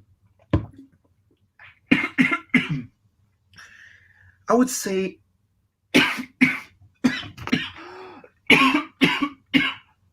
Sorry about this. Oh, this is where, if I had a co-host, I would be muting myself and just... Yeah, I might have drunk that a bit too quickly. But yeah, if you want to see a well-written Kickstarter, look at Coral by Alley Cat Games, or Chocolate Factory. I'm very, very biased. I think that was well-written. Look at also just things that are funded well, like Cool Mini or Not, For All That You Say. They do a good job. Maybe look at My Kitty Cataclysm and the L Deck if you want an example of how but have that thing of, why is this game different? Who is this game for? What is this game about? And writing that sort of Kickstarter can then help you solidify these ideas, because it's all about who is this game for and why? What is it? Who will enjoy it? Who would want to buy it? What kind of experience are we going to get?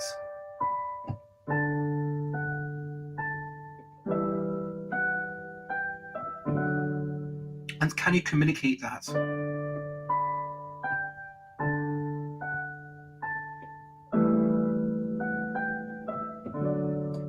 And Zihark Sama, I am terrible with sell sheets as well. A sell sheet isn't always necessary, says Alex. It's more of a tool to get your game into a publisher's interest. 100%. My model would be 1, an image of the game in play, 2, a graphic showing the key mechanism, 3, a short paragraph explaining the theme and experience, 4, 3 to 5 bullet points describing the key interesting points of the game, 5, the component count, 6, the intended audience and playtime. I mean, these sounds like, yes, these are good things. If you want to have 6 things, I can't think of any. An image of it in play, graphics showing the key mechanism, maybe, maybe not. Short paragraph explaining the theme and experience, yeah, sure. Some things will have a theme, but yeah, absolutely. Some bullet points describing the key unique points and interesting points, yep, 100%. Component count, yes, 100%. And intended audience and playtime, yes, 100%. And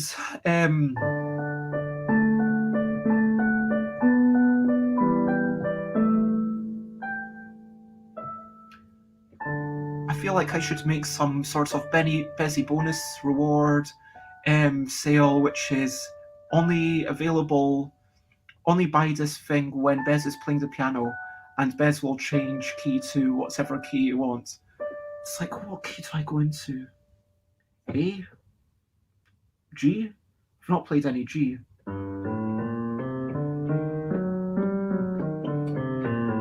Let's go into G. Anyway, sorry.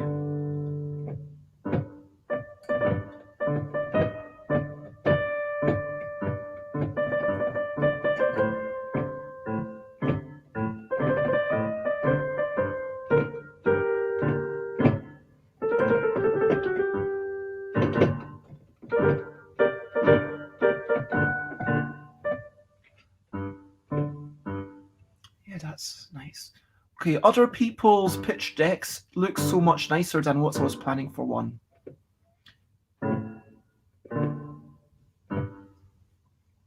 Yeah, and I get it that you don't have that luxury. But what I am saying is that even before I had the so I had maybe 120 people back my Kickstarter. And yet I had two companies that all the board gamers in the audience, I'm not trying to brag, but I'm trying to say that if you, look, Itten says that they're in a similar situation to me.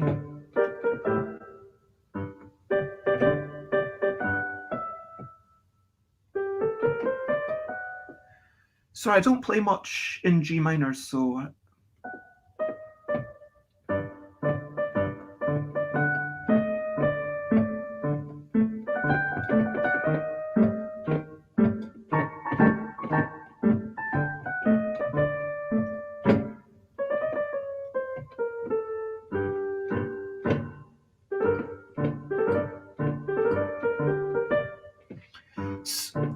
I mean, Tokyo Highway was picked up by Asmodee, but has Asmodee picked up any other of the Itten games? No.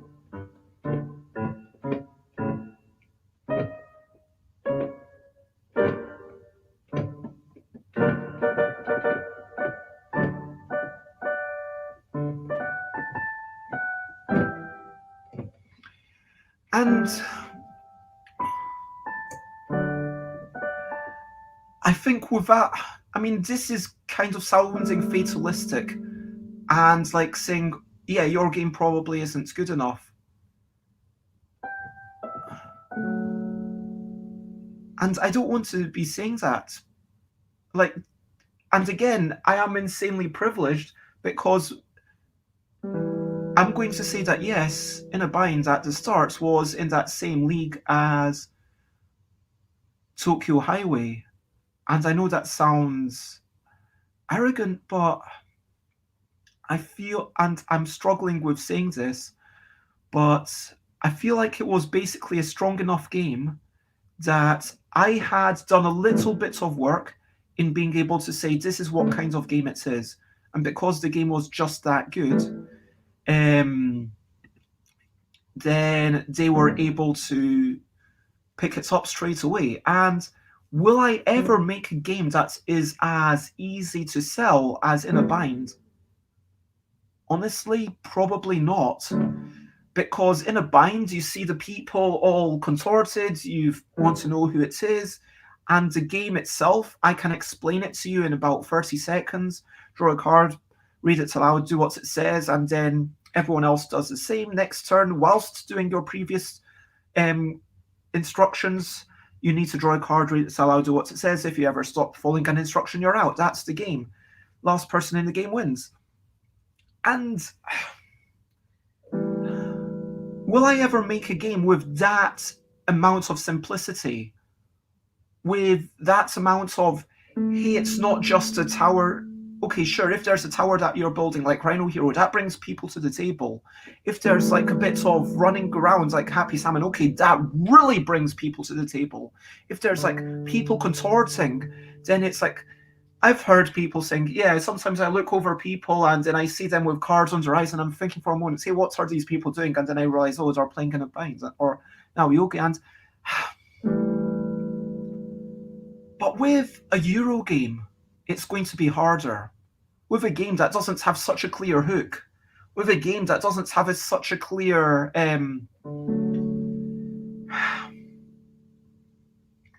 unique selling point, with a game that doesn't have this clear simplicity, it's harder quite often to distill that central concept down. But I think, yeah, introducing yourself, and I am again privileged because I really love going to conventions.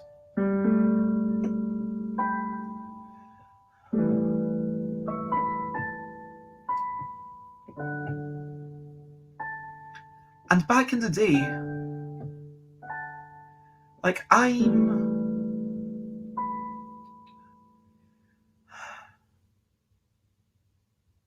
am probably I've got the emails and I've had communication with the people in charge of the biggest companies in the board game world. Not in charge of, but in charge of showing games to the biggest companies. Because when you get up to Hasbro, it's not, oh, I look at a game and then I decide whether I want it or not. It's no longer at that point. Like if you're looking at a small company like Alicat Games or something like that, it's one person's decision. But once you get up to Gigamic, it's like, okay, one person looks at the game, one person is interested in taking on the game, and if they like the game, then they've basically got to champion it. What happens is one person in a bigger company will look at games and then say, okay, if that's interesting, I will show it off to the team internally. And then internally, they might do some playtesting, they might show it off to the boss, and then internally they have to convince the rest of the team that, yes, this is a good game. And AEG, there's a fairly active Facebook group for AEG. And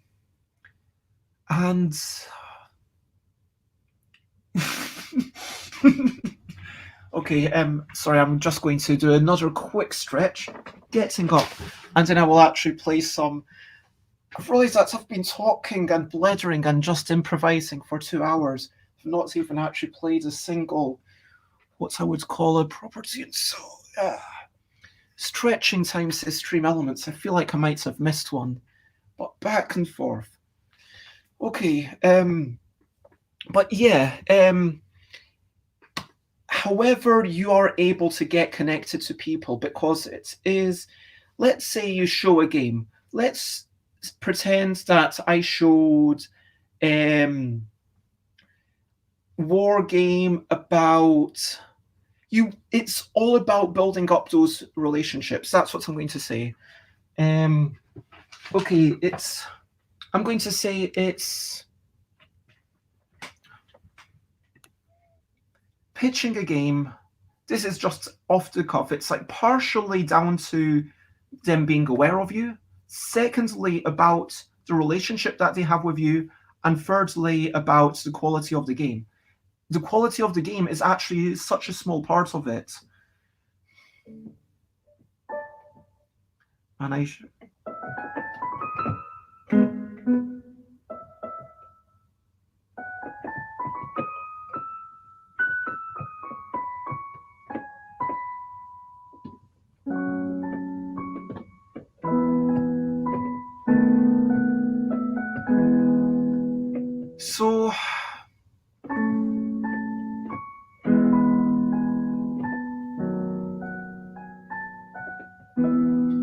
So yeah, relationship.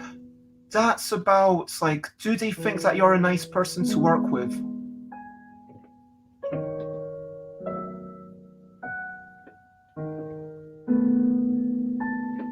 I've heard publishers saying that they would not work with individual X, despite individual X having made some good games.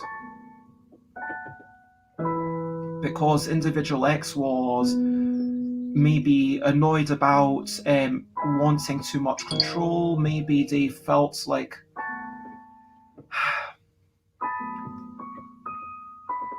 they were a bit full of themselves. Maybe individual X was, once you're going to be working together for a number of years.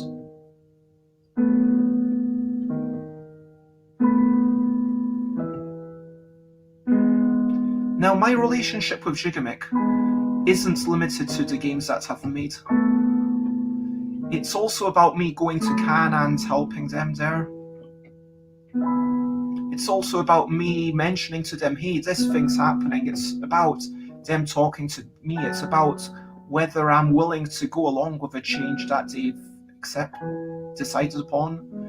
It's about me looking at the art and what do I say? And do I say, hey, no, you can't do that, or am I easygoing? And maybe I give a couple of maybe I mention something about the art, and maybe I have enough awareness to know that I'm not there to critique the style, but if I say, hey, and this is genuinely like my inputs into yogi was, you know how there's a starburst effects. I said that the starburst effect should emanate from wherever the thing is rather than just always being in the center. That was a bit of my input. Also, I gave a couple of suggestions about um, body shapes and representation. Now, yep, 100% being humble and flexible, but also giving input when you can. So, the best person for a company to work with is someone who says, hey, you want to try that? Well, here's some reasons why I found that it didn't work. Or, hey, you want to, this is some of my information because I'm giving them information, but ultimately it's their responsibility. Do you know what I mean? And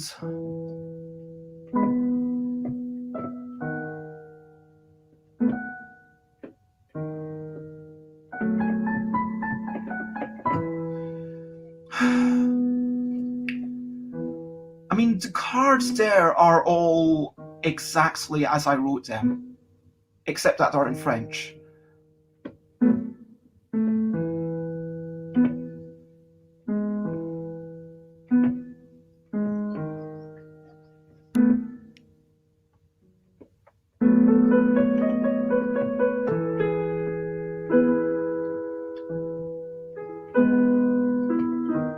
So clearly they respect my design choices. And I guess also now I'm talking about it, like there's a similar relationship with me and Alex and Xate, and also Tom Cauldron and Paul Mansfield, where the ideal relationship is for someone to say, hey, this is why you shouldn't do that, or why what you're suggesting is a terrible idea. But bearing, sorry, let me turn off the noise of my, there, now I've turned off the noise of my laptop. And I would like to have that input, I would like to have that involvement, but at the same time there has to be some respect for me and, you know, my own judgment. I need to head off. Well, bye Zihark Sama. Sorry that this stream is going on a bit longer, but yep. I'm glad that it's been useful, and lots of love.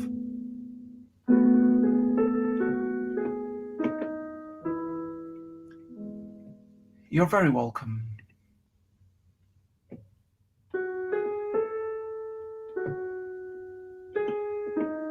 I like that.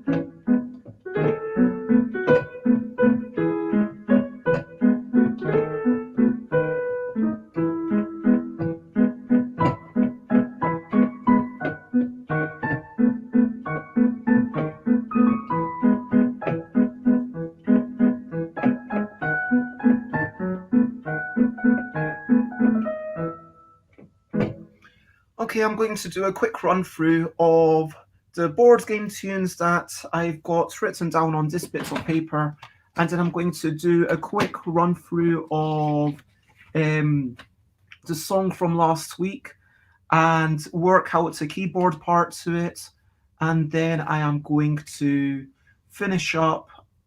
I mean, I'm happy to chat in between songs, but I will then be, what will I be doing? I'll be finishing up, and then I'll be recording a very short stream of maybe 5 minutes just for that one song, so that it's a song for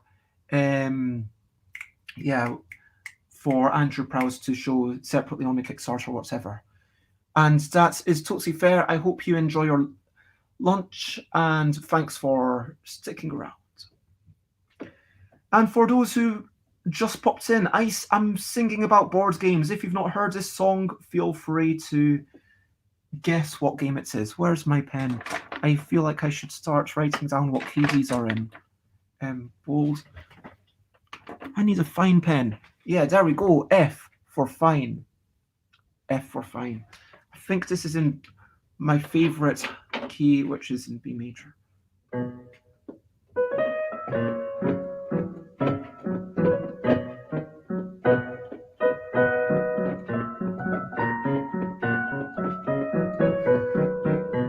You might say it's a jackpot. You might say it is hot. No, you might say it's a lot. You might say many things so you can rhyme when you sing, but maybe you'd rather not. There's a future I've seen with a little bean, and it's inevitable that I'll either plant or have to demand a trade for this vegetable. You might say it's a jackpot. Might say it's a lot. You might say many things so you rhyme when you sing, but maybe you'd rather not. One thing can seem quite strange. You can never rearrange any of the cards in your hand before they are planted into the land. You might say it's a jackpot. You might say it's a lot. You might say many things so you rhyme when you sing, but maybe you'd rather not. You might say it's a jackpot. You might say it's a lot. You might say many things so you rhyme when you sing, but maybe you'd rather not.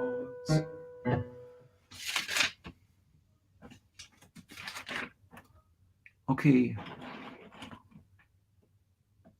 And this one, I have no idea what key this is in. Maybe this D minor? Oh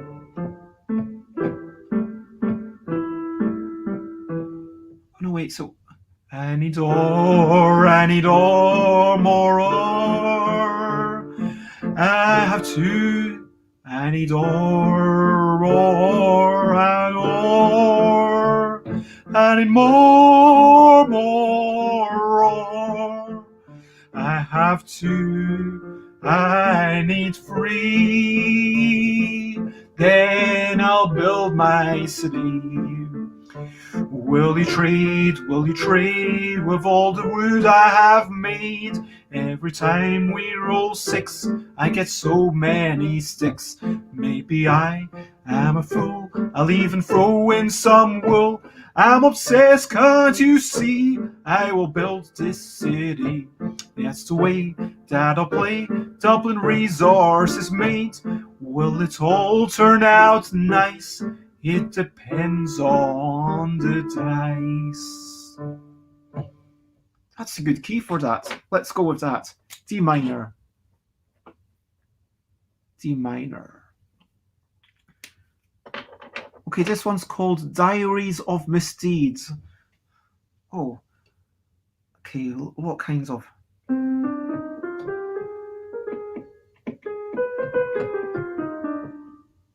Wait.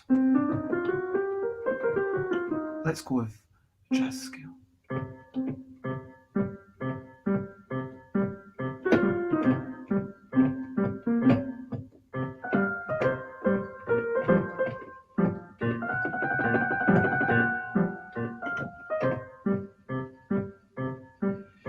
There's been a misdeed, and now we all need to find out who did it, who killed and hid it. Find out who did it, who killed and ended it. Oh wait, the body's here, but it's missing an ear. Big chunks of the face are in another place. Such a disgrace for this human race. So we will all go questioning from place to place, but time's ticking, and it is all made from a vow of a fortunate place. This game was made by a bird, fortunate bird. This game published by a bird, a fortunate bird. Isn't it absurd? Yeah, okay, this is... Okay, so this is...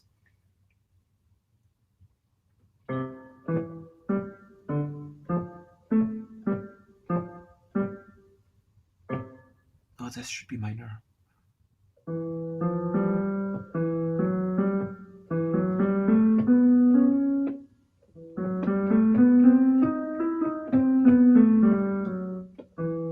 F and D sharp, okay.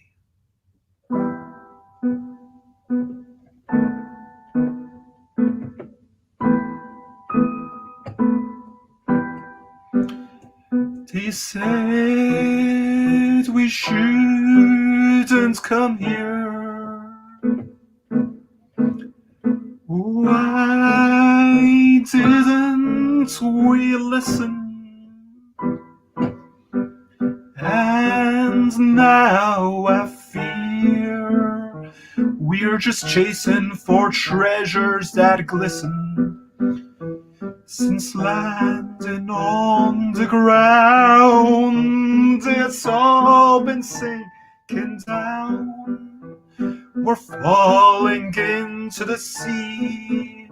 Why did we succumb to greed? And now it's a race to escape from this place. And let's not die today. Let's all fly away. And now it's a race to escape from this place. Let's not die today. Let's all fly away. They said, do not come here. Why didn't we listen? And now I fear all the treasures that glisten are a symptom of greed. Why do we try to grab things that we don't need? And now we will die. But we've got magical hands, we can raise a land. We've got magical hands, we can raise a land. We've got magical hands, we can raise a land. I don't know what is going on. We've got magical hands, we can raise a land. Magical hands, we can raise a land. Magical hands, we can raise a land. Where did these magical powers come from? They said, do not come here. Why didn't we listen? And now I fear that all these treasures that glisten are a symptom of greed. Why do we try to grab things we don't need? And now we will die.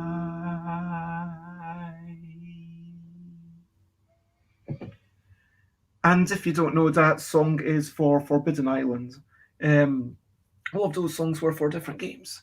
And I'm actually feeling like I want a quick comfort break in not too long, so I'm going to skip ahead to the one song that I have a vague commitment to.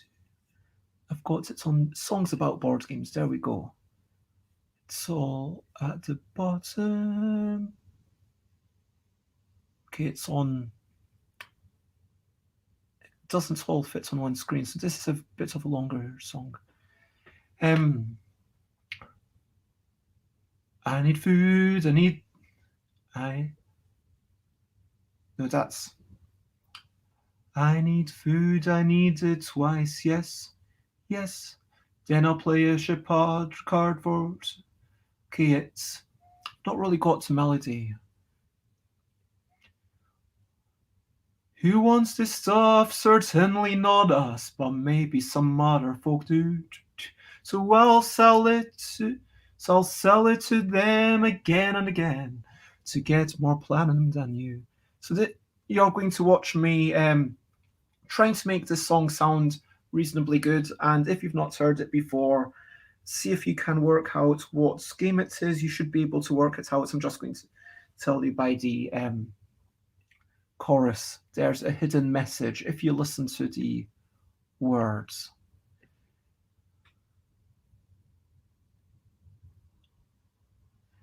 And when we've grown, yeah, the first verse is in a different. So what key should this be in? Let me... Sorry, I'm just needing a moment to rearrange my screens. There we go. Okay. Mm-hmm.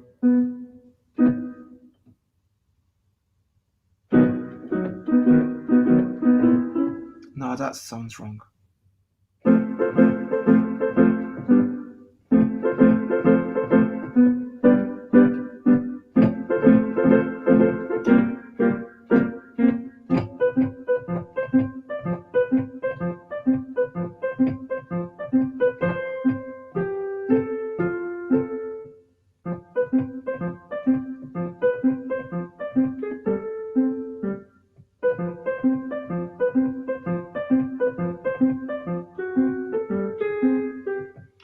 No, sorry about this. I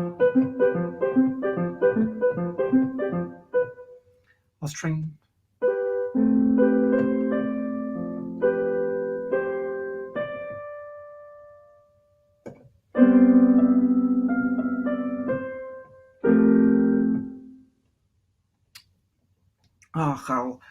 I'll stop trying to be fancy and I'll just stick to F major. Okay. When we have all grown old and our children's children need to be told stories, well, the only stories we can tell will be about what we managed to sell. Who wants this stuff? Certainly not us, but maybe some other folk do. So I'll sell it to them again and again to get more platinum than you. Most everything requires cargo. Most everything requires cargoes. A nice trade, surely. But remember, when you gather these things, you cannot have more than 3. I need food, I need it twice, yes, yes. Then I'll play a ship order card for my success. All of these places where all of these races assemble to trade or buy, the things we pick up are partially up to the order in which we arrive. Most everything requires cargo holds, a nice trade, surely. You'll gather your clothes, but most of those won't make it onto your body. I need food, I need it twice, yes, yes. Then I'll do it over and over and over, for success. High stakes and lots of luck. If you keep losing, well, that would suck. Double or nothing, well, that's what they say as platinum keeps going away. Most everything requires cargo holds, a nice trade, surely. You'll grab books, but don't bother to look I don't think you've got time to read.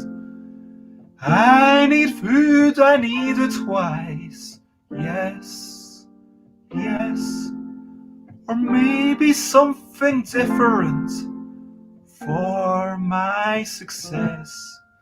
And every day we'll start in a way to decide who will be first. We put down our cogs or mess with the dogs. Our opponents are dogs, I say. We want to trade the goods we have made. We'll have free and no more. The license has a limit of what we can sell in it, and free is all we can store.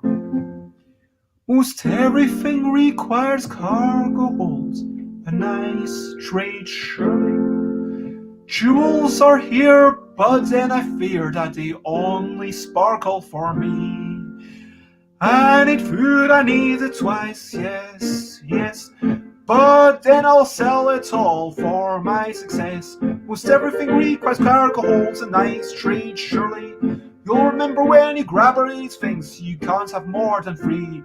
I need food, I need it twice, yes, yes, yes. Then I'll play a ship order card for my success. I need food, I need most everything requires cargo holds, a nice trade surely. I need food. You'll gather clothes, but none of those make it onto your body. You'll grab books, but don't bother to look. I don't think you can ever read. Jewels are here, but I fear that sparkling is all for me. I need food, I need it twice, yes, yes, yes. Then I'll do it over and over and over and over for success. Or maybe something different for my success. Well, I will sell it all for my success. Most everything requires cargo holds, a nice trade surely. But remember, when you gather these things, you can't have more than free. I need food, I need it twice, yes, yes, yes. Then I'll do it over and over for success. Or maybe something different for success. I'll just sell it all for my success. Because I need food, I need it twice. Yes, yes. That seems to work. And that is a song, if you didn't manage to work it out, it is for Merchants of Infinity. So if you listen to the first letter of the words. But that brings me to the end of my show, because I do want to have an extended break.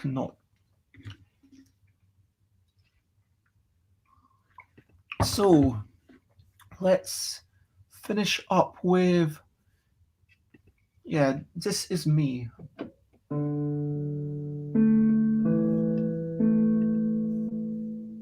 How do I commit slip?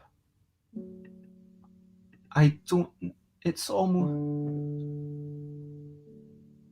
I don't know what you mean to me, sorry. And sorry for all the insomnia, but I'm happy and honoured that you chose me to keep you company.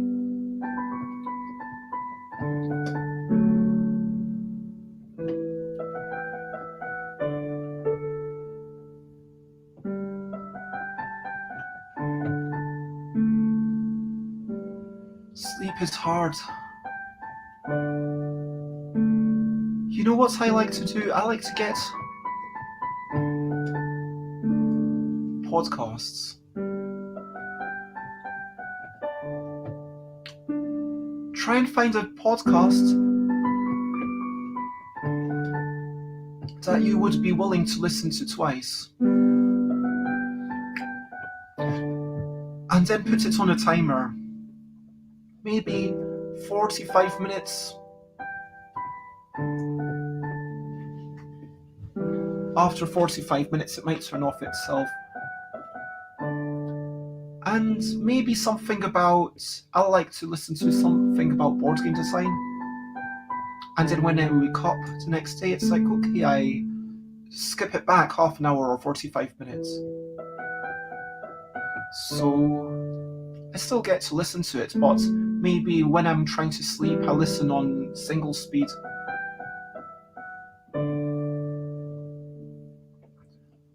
When I'm awake and walking around, I generally listen to on 1.5 or double speed.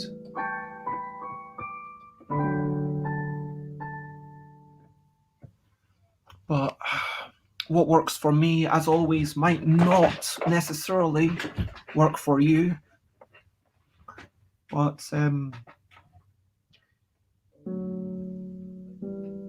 lots of love, and thanks for being here. We have reached the recap wrap up.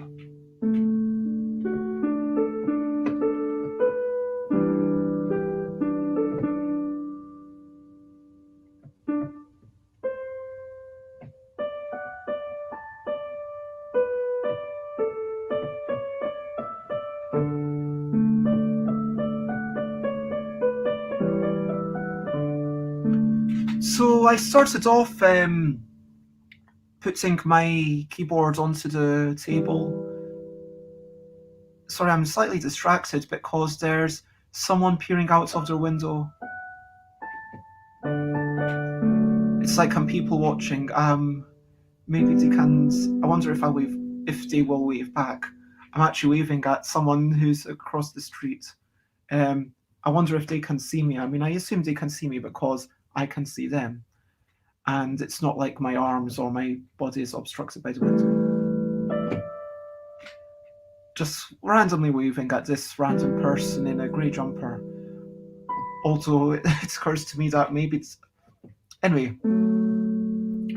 So I started off streaming, talking about things that we'd enjoyed recently, talked about my city, talked about polyomino games, talks about game design a wee bit, talks about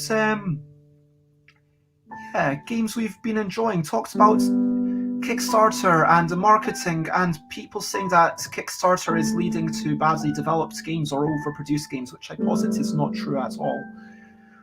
I was just improvising for most of the time. I finished off by, we had some chats about what makes a good contract very briefly, where I just pointed people towards something that I'd written in the past. We had a brief chat about how to pitch and the privileges that I have.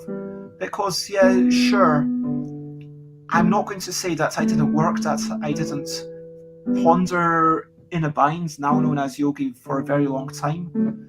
But it's impossible to overstate the impacts of random chance on inspiration, the input of your playtesters and everyone around you. People do so much to help.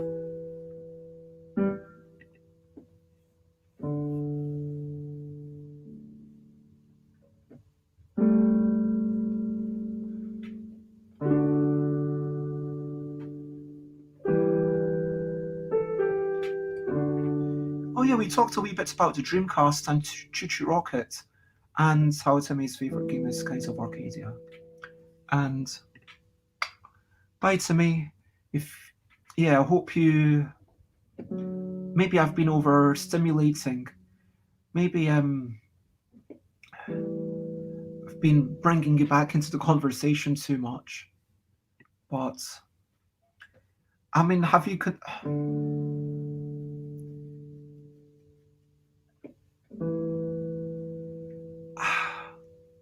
don't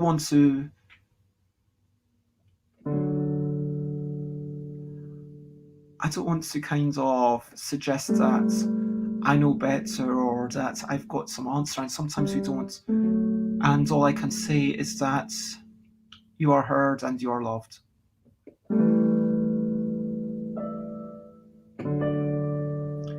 Anyway, so then I played all the songs that were in my notebook, and then I played a song about Merchants of Infinity that had been paid to play, and I'm going to put it in its own little video later today. And then I talked about what I'm seeing out of this window, which there's Oh, they've gone away. But they've got their window open. Why do they have their window open? It's only 7 degrees. I mean, it's not warm. Why are you opening your window in this weather? Well, to be fair, maybe you want your window to breathe. And the clouds are moving really quickly. Like, they are... Actually, that is... Wow, those clouds are getting really black. Oh my gosh. I think we're in for some rain today. But yeah, that's the recap. So... If you want to check me out, I am stuffbybez.com, stuffbybez.picard.com, twitter.com/stuffbybez, instagram.com/stuffbybez, twitch.tv/stuffbybez, I'm not playing music every day, I'm streaming every day at 10 a.m. UK time. youtube.com/stuffbybez is for all the old episodes, and stuffbybez.com/discord. Join that for the game jam, which is starting up next week.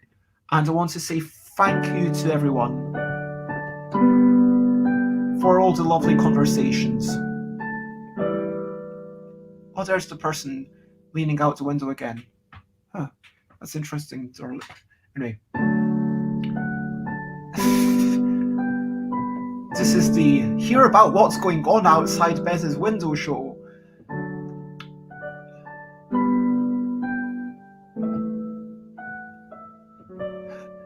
Someone with pattern baldness and a little tuft of hair at the front, kind of like Tintin. It's showing me the top of their head very nicely, just so I can comment on it. It's like a crescent moon of a little... Actually reminds me of the Soviet flag now, with the little star. What is it, like when you've got the moon and then a star in the middle? Wearing a grey jumper. But thank you, everyone. You've been amazing. You have been lovely. Thank you for all the chats. Thank you for keeping me company. Yeah, thank you. You are wonderful. And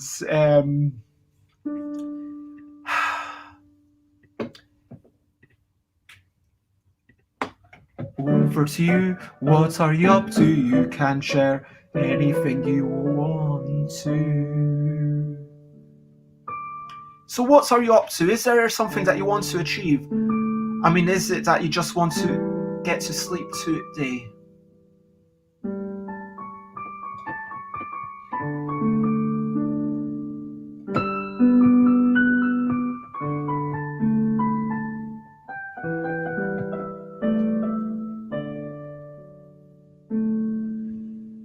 So, yeah, what are we hoping for? What are we looking forward to maybe doing? And what's fun? What's serious? Whatever it is, feel free to share. So Timmy does indeed want to have sleep.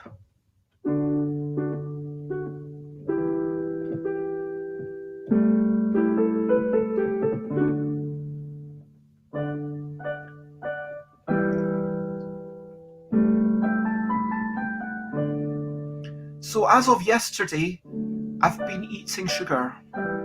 I think I'm just going to allow myself to eat sugar this entire month.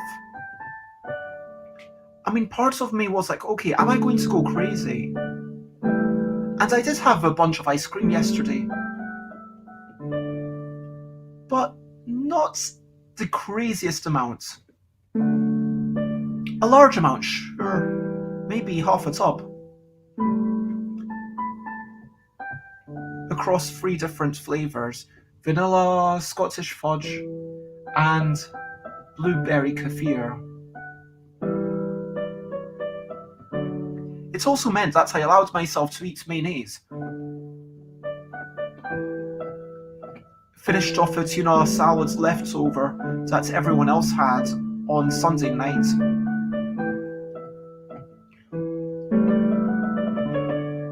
When I said, hey, I'm not having this, and I was the one person who didn't get that. I've never heard of this moon mist.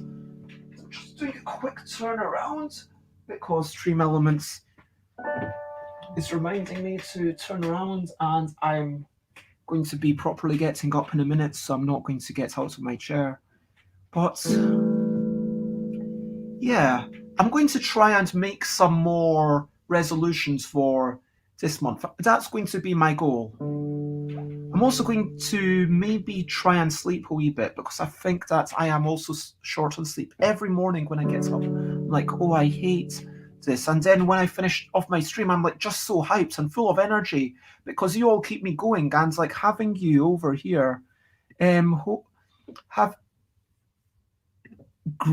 grape banana bubblegum.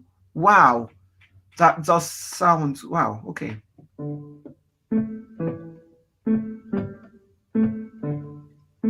So yeah, parts of this is that I don't feel the need to have sugar to cram it all in at one time. There is a Christmas pudding that I'm definitely planning on eating this month. And I'm definitely planning on getting a few small treats, like if I really feel like I need to. Like maybe one day I will get a bubble tea. Maybe I'll even use like Uber or Deliveroo just to. Although having said that, my parents are going to be getting the injection because of their age on the 12th. But I know that's not complete immunity if you've got the vaccine and it takes a few weeks to take effect. But if I keep my mask on and keep distance, and the bubble tea place around here is pretty good. I mean, I know that the bubble tea place in London was. I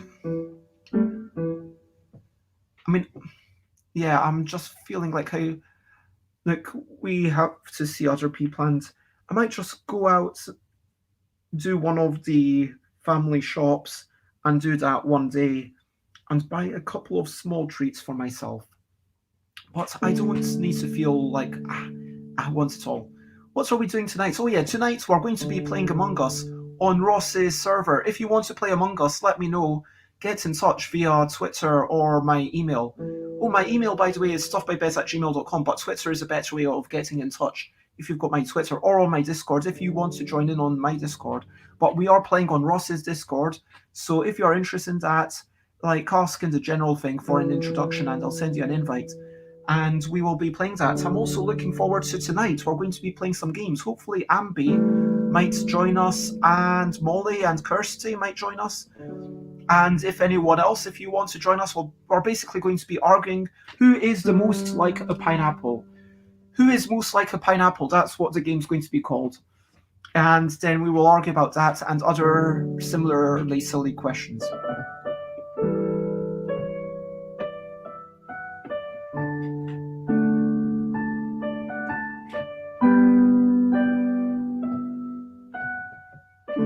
Honestly, today, I don't have that many objectives. Going to try and work out, take a day to kind of plan. Out of my, and yeah, in the accountability buddies, I didn't manage to get all the letter writing done, but I will talk about that more.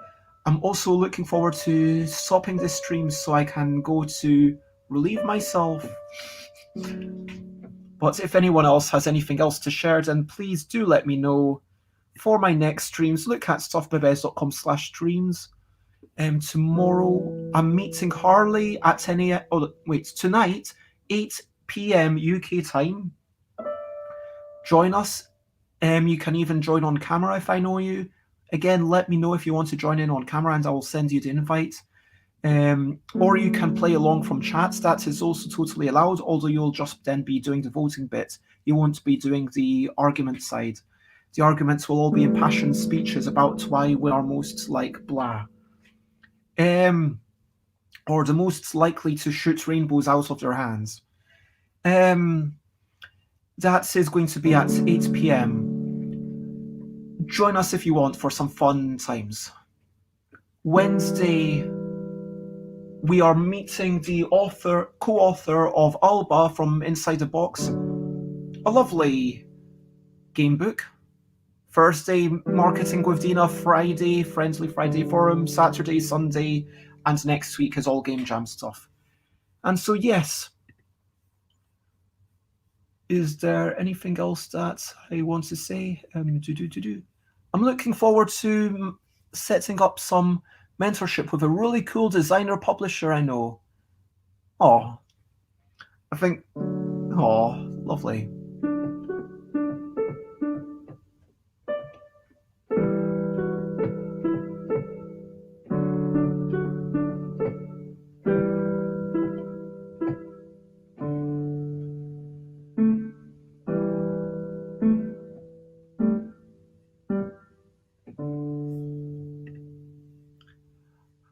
So yeah, feel free to share, spread the word. If there's someone that you know that you think would enjoy this stream, then that's how people get to know about it, by hearing about it from you. So feel free to let people know on Twitter or in a Facebook group or whatever if you've enjoyed this stream, or if you think people would, if you know people who love game books who would like to hear tomorrow's stream, or people who would like to join in having a weird conversation about who is most like a pineapple tonight. And yeah, I've also started a little design challenge to make business card games. You know, I had a wee thing ages ago where I had like a business card that I gave out to video game publishers because I wanted a job. This was me, please give me a job thing. So it was kind of like a business card, but it was a booklet. So it was exactly the size of a business card, except it was a booklet. I don't think I've got any, but you'd open it. On the front, it was a word search, and then each page was a different game based on my logo. So one was a word search, one was a maze, one was I can't remember now. But yeah, just wee things.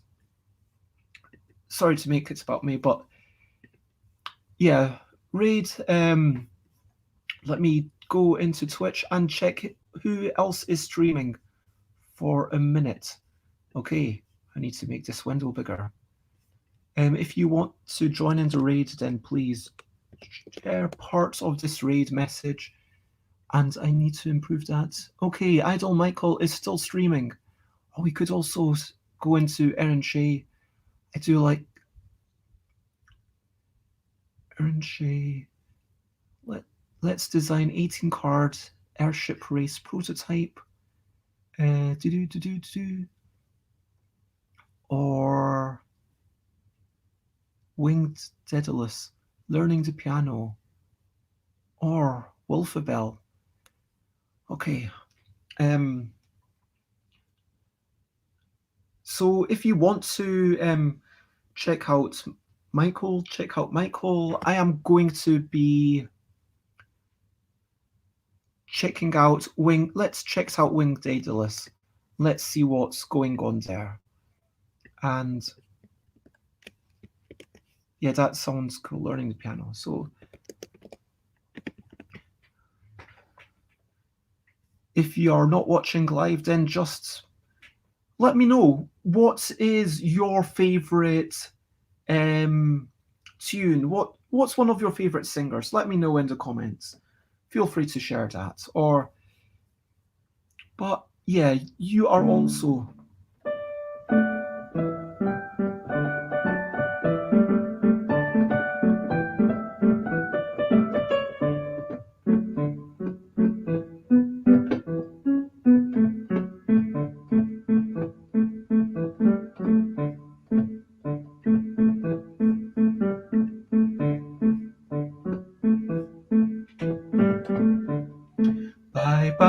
bye bye, this is a goodbye song. Bye bye, bye bye, thank you for watching along. Bye bye, bye bye, this is the end of the show. Bye bye, bye bye, and now it's time to go. Bye bye, bye bye, this is the goodbye song. Bye bye, bye bye, thank you for watching along. Bye bye, bye bye, this This is the end of the show. Bye, bye, bye, bye. And now it's time to go. Bye, bye, bye, bye.